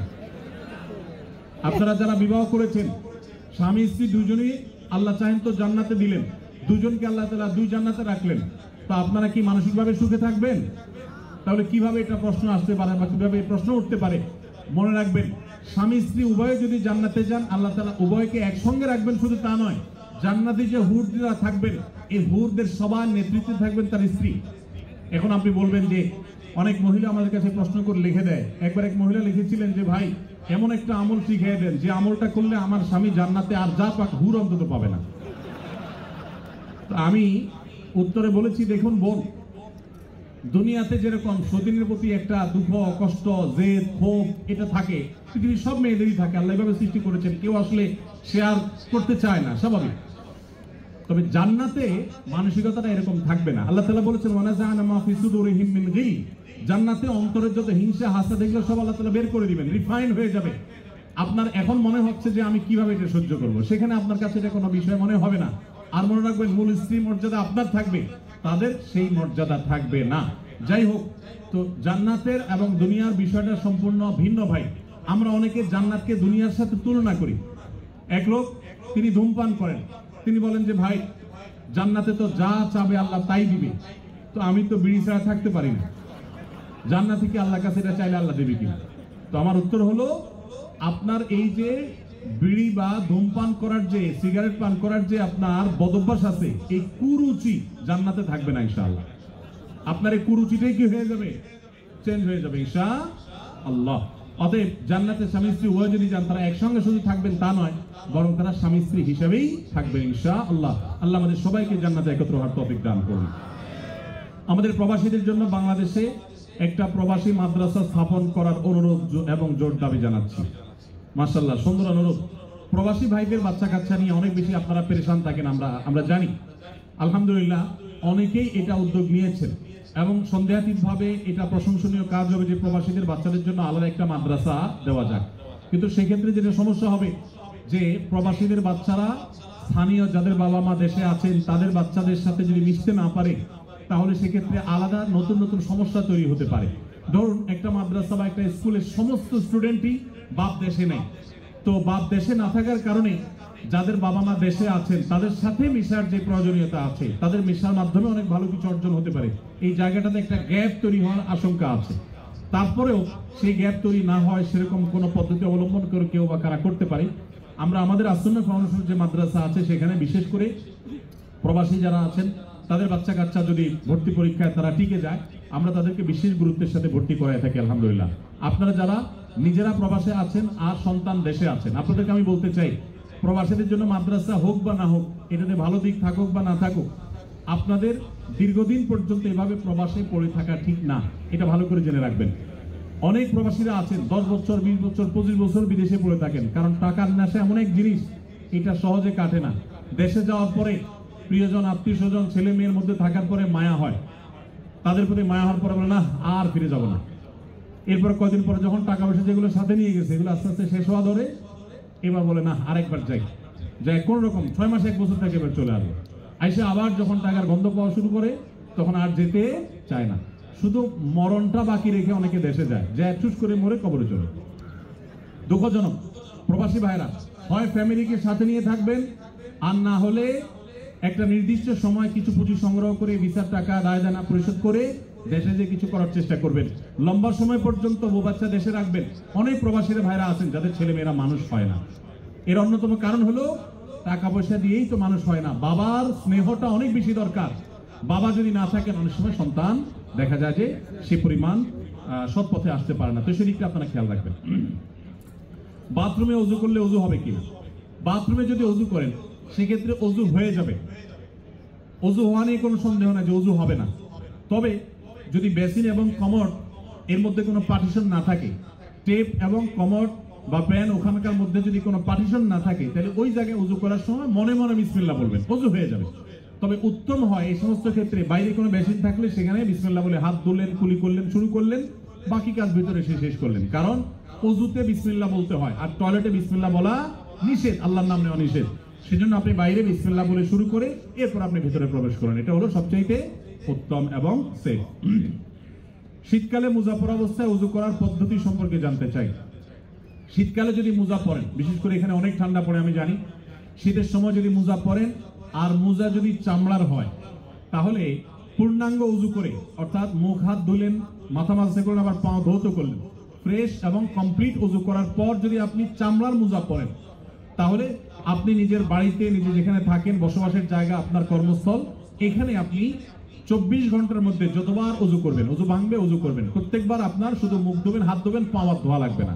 ওই মোজার উপরে শুধু ভিজা হাত দিয়ে একটু উপরে টান দিয়ে দিলেই, 2 পায়ের উপরে 2 হাত দিয়ে একটু টান দিয়ে দিলেন, বাস আপনার ওযু হয়ে যাবে। এটাকে মোজার উপরে মাসা করা বলা হয়। এই ব্যাপারে কোনো সন্দেহ নেই, যেটা জায়েজ আছে। তবে কাপড়ের মোজা যেগুলো আছে এগুলো ব্যবহার করলে মোজার উপরে মাসা করলে চলবে কিনা, এটা নিয়ে ওলামাদের মধ্যে ভিন্ন মত আছে। একদল আমাদের মত হলো যে এমন কাপড় হতে হবে যে কাপড় পরে দীর্ঘ পথ আপনি হাঁটতে পারেন, আবার আরেকদল আমাদের মত হলো যে কাপড়ের নিচের অংশ মোজার, উপরের অংশ হয়তো কাপড়ের, এবং টাকনু পর্যন্ত ঢাকা থাকবে, আরো বিভিন্ন শর্ত আছে। এই সমস্ত শর্ত সাপেক্ষে জায়েজ আছে। আজকাল যে সমস্ত কাপড়ের মোজা সাধারণত পাই আমরা, এগুলো খুবই পাতলা থাকে। এগুলোতে অনেক সময় দেখা যায় যে ফাঁক দিয়া পায়ের চামড়াও দেখা যায়। তো এগুলোতে কিন্তু মাসা করলে মাসা হবে না। তবে চামড়ার মোজার ব্যাপারে সবাই একমত যে সেটার উপরে মাসা করলে মাসা বিশুদ্ধ হয়ে যাবে। দাওয়াত দেওয়ার উদ্দেশ্যে কোরিয়ান ভাষা শিখলে সওয়াব হবে কিনা? শুধু সওয়াব হবে? এটা অনেক বড় ইবাদতের বিষয়, অনেক বেশি সওয়াবের বিষয় হবে যদি কেউ দাওয়াতের নিয়তে কোরিয়ান ভাষা শিখেন। যে আমি ভাষাটা শিখলাম, এই ভাষা দিয়ে আমার সুপারভাইজারকে, বিভিন্ন ব্যক্তিকে ইসলামের সৌন্দর্য, ইসলামের বিউটি গুলো আমি তাদের সামনে তুলে ধরবো ইনশাআল্লাহ। এই নিয়তে যদি আপনি শিখেন তাহলে আরো বেশি সওয়াব পাবেন ইনশাআল্লাহ তাআলা। আমরা যারা কোরিয়ায় থাকি তারা আমাদের ছেলে সন্তানকে যদি ইসলামের দায়ী বানাতে চাই, তাহলে প্রথম থেকে কিভাবে শুরু করব এবং কোথায় বা কোন প্রতিষ্ঠানে ভর্তি করাবো, এবং এর পরের ধাপে কোথায় কিভাবে শুরু করব শেষ পর্যন্ত বলবেন ইনশাআল্লাহ। দেখুন প্রবাসী ভাইরা যারা এই দেশে ফ্যামিলি নিয়ে আছেন, আপনাদের হয়তো আরেকটু সময় লাগবে। আপনাদের নিজেদেরকে মসজিদ ভিত্তিক বিভিন্ন মাদ্রাসা গড়ে তুলতে হবে। এই মাদ্রাসাতে ছেলে মেয়েদেরকে দক্ষ আলেম ওলামাদের মাধ্যমে আপনারা পড়াশোনা করায় বড় করবেন, আলেম হওয়ার প্রাথমিক কাজ শেষ করবেন। এরপরে তারা যথানিয়মে সৌদি আরবে, মিশরে, বিভিন্ন দেশের ইসলামিক ইউনিভার্সিটিগুলোতে তারা যাবে, পড়ালেখা করবে, ইনশাআল্লাহ তারা দায়ী আল্লাহ হয়ে আসবে। সেই সাথে যারা এখানে আছেন আর সন্তানরা দেশে আছে, আপনাদের সন্তানকে, বাচ্চা সন্তানকে ছোট থেকেই ভালো কোনো মাদ্রাসা, যেখানে ভালো পড়ালেখার মান খুব ভালো, নাম করা, ফেমাস এক জিনিস, আর ভালো হওয়া আরেক জিনিস। এখন ভালো মাদ্রাসা এটা আপনি চিনবেন কিভাবে? এটা আপনার জন্য চেনা ডিফিকাল্ট। এটার জন্য আপনি 2 জন বা 3 জন আলেম মানুষ, যিনি বিচক্ষণ ভালো আলেম, তাকে বলবেন ভাই এই মাদ্রাসার পড়াশোনার মান কি, আপনি তো নিজে দেখে আমাকে পরখ করে বলেন। 2-3 জন যদি রেকমেন্ড করেন যে হ্যাঁ এটা ভালো, তাহলে সেখানে আপনি বাচ্চা ভর্তি করাবেন। ভর্তি করার পর চোখ বন্ধ করে ছেড়ে দিবেন না যে হুজুরের কাছে দিয়ে আসেন বাচ্চা মানুষ হয়ে গেছে। একটার পর একটা আপনি ফলো আপ করতে থাকবেন নিয়মিত, যে বাচ্চা ঠিক মতো আছে কিনা, পড়তেছে কিনা, পড়ালেখা, নামাজ কালাম, ইবাদত সব ঠিক আছে কিনা। এরপর আপনি একটা পর্যায়ে ওই সন্তানকে সামনের দিকে একই রুটে, একই নিয়মে আপনি নিয়ে আসবেন, প্রয়োজনে দেশের বাইরে পাঠাবেন ইনশাআল্লাহ। কিন্তু নিশ্চয়ই 2-3 জন আলেমের তত্ত্বাবধানে বাচ্চাকে রাখবেন এবং মাঝে মধ্যে আলেমদেরকে দিয়ে চেক করাবেন যে ঠিক আছে কিনা। দারিদ্রতা একজন মুসলমানের জন্য অভিশাপ কিনা? আমাদের সমাজে আমাদের নবী সাল্লাল্লাহু আলাইহি ওয়াসাল্লাম খেয়ে না খেয়ে দিন কাটিয়েছেন, কিন্তু দারিদ্রতা বরকত না থাকা আমাদের সমাজে অভিশাপ বলা হয়। প্রশ্নটি গুছিয়ে উপস্থাপন করতে পারলাম না। দেখুন দারিদ্র এটা কোনো অভিশাপ নয়, আবার ধনী হওয়াটাও কোনো নেয়ামতের বিষয় নয়। এটা ভ্যারি করে। অনেকে ধনী হয়ে জান্নাতে জাহান্নামে যাবে, আবার অনেকে গরিব হয়েও জান্নাতে যাবে। আপনি কি করছেন সেটা হলো বিষয়। অনেক সম্পদ আছে, আপনি সেই সম্পদের অপব্যবহার করেছেন, অন্যায়ভাবে সম্পদ উপার্জন করেছেন, তাহলে আপনার জাহান্নামের যাত্রা আপনি নিশ্চিত করেছেন। আবার যদি কেউ গরিব, সে হারামের দিকে যায় নাই, এজন্য সে গরিব থেকেছে, তাহলে গরিব থাকার কারণে সে বরং জান্নাতে যাবে ইনশাআল্লাহ তাআলা। এজন্য জান্নাত এটা গরিবদের ঠিকানা বা জাহান্নাম ধনীদের ঠিকানা বা উল্টা, এরকম কোনো কথা নেই। জান্নাত জাহান্নাম নির্ভর করে মানুষের আমলের উপরে। আপনি ধনী কি গরিব সেটা বিষয় নয়, সম্পদ কিভাবে কামাই করছেন, কোথায় খরচ করেছেন, এটা হলো জান্নাত বা জাহান্নামে যাওয়ার মূল বিষয়। দক্ষিণ কোরিয়াতে মদ পান করা অনেকটা পানি পান করার মতো সহজ। আমরা অনেকেই এখানে শুকরের মাংস থেকে ঠিকই বেঁচে থাকলেও মদ অনেক সহজেই তেমনটা গুরুত্ব না দিয়েই খেয়ে থাকি। এত কষ্ট করে হালাল উপার্জন করেও মদ পানের মাধ্যমে আমরা নিজেদের উপার্জন ধ্বংস করছি এবং আখিরাতকে কতটা ক্ষতি করলাম। দেখুন মাদক, যে কোনো মাদক, এটা সেবন করাকে ইসলাম হারাম করেছে। শুধু ইসলাম হারাম করেছে এই জন্যই আমরা খাবো না তা নয়, সেটা তো বটেই। মূলত ইসলাম হারাম করেছে সেজন্য আমরা পান করব না, কিন্তু পাশাপাশি এও আমরা জেনে রাখি যে মাদকাসক্ত মানুষের শরীরের ইমিউন দুর্বল হয়ে যায়। আপনারা দেখেছেন কোভিড-19-এ তুলনামূলকভাবে মুসলমান দেশগুলোতে দেখবেন যে মানুষ অনেক কম ক্ষতিগ্রস্ত হয়েছে। আমাদের দেশের কথা যদি বলেন, বাংলাদেশে মাস 2 নম্বর না 3 নম্বর না 4 নম্বর আল্লাহ জানে, এই হলো সব 2 নম্বর জিনিসপত্র। কিন্তু আলহামদুলিল্লাহ কোভিড-19-এ মানুষ আমাদের পার্শ্ববর্তী দেশ ভারতে যেভাবে মারা গেছে, দিল্লিতে যেভাবে লাশের স্তূপ পড়েছে, ঢাকায় সে তুলনায় কিছুই হয় নাই। সৌদি আরব সহ মুসলিম দেশগুলোতে এমন ক্ষতি হয় নাই, অথচ অমুসলিম প্রধান দেশগুলোতে অনেক বেশি ক্ষতি হয়েছে। এর অন্যতম বড় কারণ হলো মুসলিম প্রধান দেশগুলোতে মানুষ সাধারণত মাদক গ্রহণ করে না। মাদক গ্রহণ করতে করতে মানুষের লাং ক্ষতিগ্রস্ত হয়, বিভিন্ন অর্গান ক্ষতিগ্রস্ত হয়, মানুষ ধ্বংসের দিকে চলে যায়। তো আমরা আল্লাহ তাআলা মাফ করুক, যাদেরকে আল্লাহ তাআলা তৌফিক দিয়েছেন হালাল উপার্জন করার, বিদেশে আসার, তারা এখানকার মাদকের ছড়াছড়ি দেখে যদি এখান থেকে মাদক সেবন করেন, গ্রহণ করেন, তো মনে রাখবেন দুনিয়া উপার্জন করছেন ঠিকই, আপনার আখিরাত ধ্বংস করছেন। মাদক সেবন করা হারাম, কঠোর হারাম। আল্লাহ তাআলা বলেছেন ইন্নামাল খামরু ওয়াল মাইসিরু ওয়াল আনসাবু ওয়াল আজলামু রিজসুম মিন আমালিশ শাইতানি ফাজতানিবু। মদ, জুয়া এই সবগুলো শয়তানি কর্মকাণ্ড, অতএব এগুলো থেকে তোমরা বিরত থাকো। এই মাদক আসক্ত হয়ে মানুষ অনেক অন্যায় কাজ করে, অনেক হারামের দিকে চলে যায়। নবী সাল্লাল্লাহু আলাইহি ওয়াসাল্লাম বলেছেন দুনিয়াতে যে হারাম মদ পান করবে, আখিরাতের যে ড্রিঙ্কস থাকবে জান্নাতের, সেটা আল্লাহ তাআলা ওই ব্যক্তিকে পান করতে দিবে না, সে জান্নাত থেকে মাহরুম থাকবে। এজন্য এই লোভকে আমাদের সামলানোর চেষ্টা করতে হবে। কোরিয়াতে আমাদের অনেক সময় কোরিয়ান খাবার খেতে হয়, তারা একই পাত্রে শুকর রান্না করে খায়। আমার প্রশ্ন হচ্ছে আমরা কি সেই পাত্রে রান্না করে খাবার খেতে পারবো কিনা? কোনো পাত্রে যদি শুকর রান্না করা হয়, এরপরে সে পাত্রটা ধুয়ে সম্পূর্ণ পরিষ্কার করে, তার কোনো আলামত নাই, নতুন করে সেখানে ধুয়ে পরিচ্ছন্ন করে ভালো তেল দিয়ে যদি হালাল খাবার রান্না করা হয়, সেই খাবার খাওয়া জায়েজ আছে, এটা হারাম না। যদি পাত্র ধুয়ে পরিষ্কার করে রান্না করা, আর যদি না ধোয়া হয় ওই পাত্রে আবার রান্না করা হয়, তাহলে আবার কি হবে না? খাওয়া জায়েজ হবে না। অনেকে বলে হারাম বা সন্দেহপূর্ণ খাওয়ার সময় বিসমিল্লাহ বলে খেয়ে নিলে আর অসুবিধা থাকে না, কথাটি সত্য কিনা?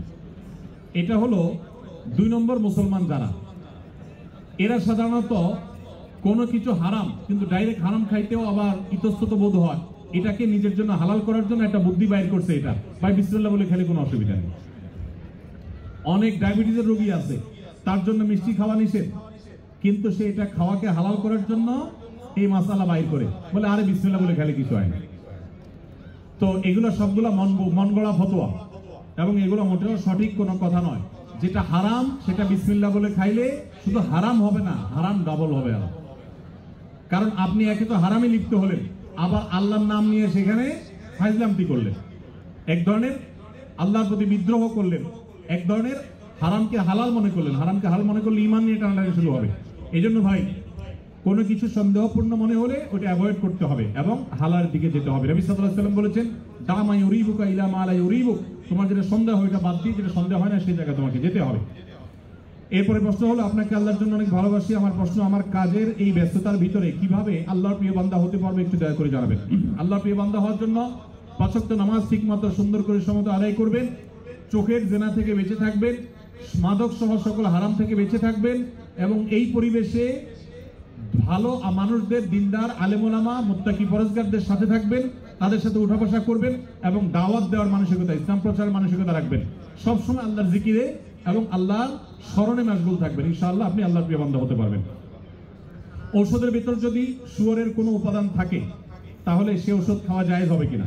যদি কোনো ঔষধে শুকরের কোনো শরীর বা উপাদান থাকে তাহলে সে ঔষধ সেবন করা জায়েজ হবে না, যদি বিকল্প কোনো ঔষধ থাকে। যদি আল্লাহ না করুক এমন কোনো রোগ হয় যেই রোগের এই ছাড়া আর কোনো ট্রিটমেন্ট নাই এবং মরণাপন্ন অবস্থা হতে পারে, তাহলে নিরুপায় হলে সেই ব্যক্তির জন্য বহু শর্ত সাপেক্ষে সেটা জায়েজ হতে পারে।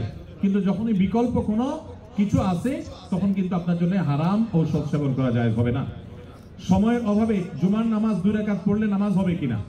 আপনারা যারা প্রবাসে আছেন অনেকে এমন পরিবেশে আছেন যে খুব বেশি সময় পান না, তাহলে চট করে জুমার নামাজ 2 রাকাত আদায় করেছেন, শুধু জুমার ফরজ 2 রাকাত আদায় করেছেন, আগে পরে সুন্নাত পড়েন নাই, এটা জায়েজ হতে পারে নিরুপায় ব্যক্তির জন্য, কিন্তু এটাকে নিয়মিত সিস্টেম বানিয়ে ফেলার মতো কাজ করা উচিত না। হ্যাঁ, যদি এমন হয় যে আপনার আসলে কিছুই করার নাই, বাধ্য হয়ে অনেকটা নিরুপায় হয়ে আপনাকে এটা করতে হয়, তাহলে আপনি শুধু 2 রাকাত পড়লেও ওয়াক্তের ফরজ আদায় করেছেন, এটুকু তো অবশ্যই বলা যাবে। আর সুন্নাত গুলো আগে পরে ফাঁক ফকর দিয়ে হলেও পড়ার চেষ্টা করা দরকার, কিন্তু কোনো কারণে যদি পড়তে না পারেন তারপর আপনি জুমার নামাজ পড়েছেন, এটা বলা যাবে ইনশাআল্লাহ। একটা ছোট ভিডিও ক্লিপে দেখলাম যে আপনি মদ খাওয়ার পর নেশাগ্রস্ত না হলে নামাজ পড়া যায়, এরকম কথা বলেছেন। এ সম্পর্কে জানতে চাই বক্তব্যটা সঠিক কিনা। দেখুন, আমাদের এরকম একটা বক্তব্য কিছুটা অস্পষ্ট ছিল, সেখান থেকে অনেকের ভুল বুঝাবুঝি তৈরি হয়েছে। আমরা সাথে সাথে তার পাল্টা বক্তব্য কিন্তু দিয়েছি যখনই জানতে পেরেছি। বিষয়টা আমি ক্লিয়ার করি। বিষয়টা হলো, কেউ যদি মাদক সেবন করে, মাদক সেবন করার পর তার নামাজ মাফ কিনা, এ হলো প্রশ্ন। এই প্রশ্নের উত্তর হলো, মাদক সেবন করলে তার নামাজ মাফ হওয়ার তো প্রশ্নই ওঠে না, কারণ মাদক সেবন করা কি হালাল না হারাম? হারাম। অতএব হারাম কাজ করার পরে শরীয়তের কোনো ছাড় তো পাওয়ার প্রশ্নই নেই। তবে এই প্রশ্ন যিনি করেছেন তার মনে অন্য একটা কারণে প্রশ্ন উদ্রেক হয়েছে, সেটা হলো আপনারা জানেন কেউ মাদক আসক্ত হয়ে নেশাগ্রস্ত হলে 40 দিন পর্যন্ত তার ইবাদত কবুল হয় না, হাদিসে আছে। তো হয়তো চিন্তা করছেন যে ইবাদত করে কবুল হবে না, এটা করে লাভ কি? তো এর উত্তর হলো, আপনার দায়িত্ব আপনাকে পালন করতে হবে। অনেক বাবা তার সন্তানকে বলেন, তুই এই কাজ করলে তুই আমার সন্তান আমার বাসায় আসবি না। এর মানে এই না যে সন্তান যায় বাচ্চাদের বাবার নাম চেঞ্জ করে ফেলে। এর মানে হলো সন্তানকে ধমক দেওয়া, তাকে সতর্ক করা তো আল্লাহ রাব্বুল আলামিন কবুল করুন বা না করুন, আপনার দায়িত্ব আপনাকে পালন করতে হবে, সেজন্য আপনি নামাজ পড়বেন। এখন প্রশ্ন হলো, মাদক আসক্ত ব্যক্তি মাদক সেবন করে নামাজ পড়লে কিভাবে নামাজ পড়বে? মাদক পান করা হারাম, সেবন করা হারাম, ভয়াবহ গুনাহ। এরপরে যদি আল্লাহর কোনো বান্দা তিনি নামাজের ওয়াক্ত হয় এবং তার সেন্স থাকে, অবশ্যই তিনি নামাজ পড়বেন। যদি নেশাগ্রস্ত হন তাহলে নেশা কাটার পরে পড়বেন, আর যদি নেশাগ্রস্ত না হন তাহলে ওই অবস্থায় পড়বেন। তবে মাদক সেবন করে নামাজ পড়লে ওযু করে নিয়ে তারপর তিনি নামাজ পড়বেন। আমার কথার খোলাসা, যদি কেউ এটা বুঝে যে মাদক সেবন করাটা কোনো দোষের কিছু না, তাহলে এটা দুর্ভাগ্য ছাড়া কিছু না। এটা বোঝার তো কোনো মানেই নেই। মাদক সেবন করা হারাম, এ ব্যাপারে কোনো আলেমের কোনো দ্বিমত নেই, কোনো সাধারণ মানুষ আছে জানে না এমন না, সবাই জানে। অতএব মাদককে আমরা ঘৃণা করি, এটা আমরা পান করি না। তবে যদি কেউ করে, নামাজ পড়তে হলে ওযু করে পবিত্র হয়ে তারপর সে নামাজ পড়বে। আর নেশাগ্রস্ত থাকলে নেশা কাটার পরে সে নামাজ পড়বে এবং ভবিষ্যতে আর মাদক সেবন না করার জন্য তাকে প্রতিজ্ঞাবদ্ধ হতে হবে। আচ্ছা, আমরা শেষ করে দিই ভাই। যেহেতু নামাজের সময় হয়ে গেছে, অনেক আগেই আসরের নামাজ হয়ে গেছে, সময় হয়ে গেছে, আমরা কোনো বিরতি না দিয়ে খুব দ্রুততার সাথে নামাজ পড়তে চাই, কারণ আমাদের হাতে সময় খুব অল্প। আদায় হিসাব চলে আসবেন ইনশাল্লাহ এখনই।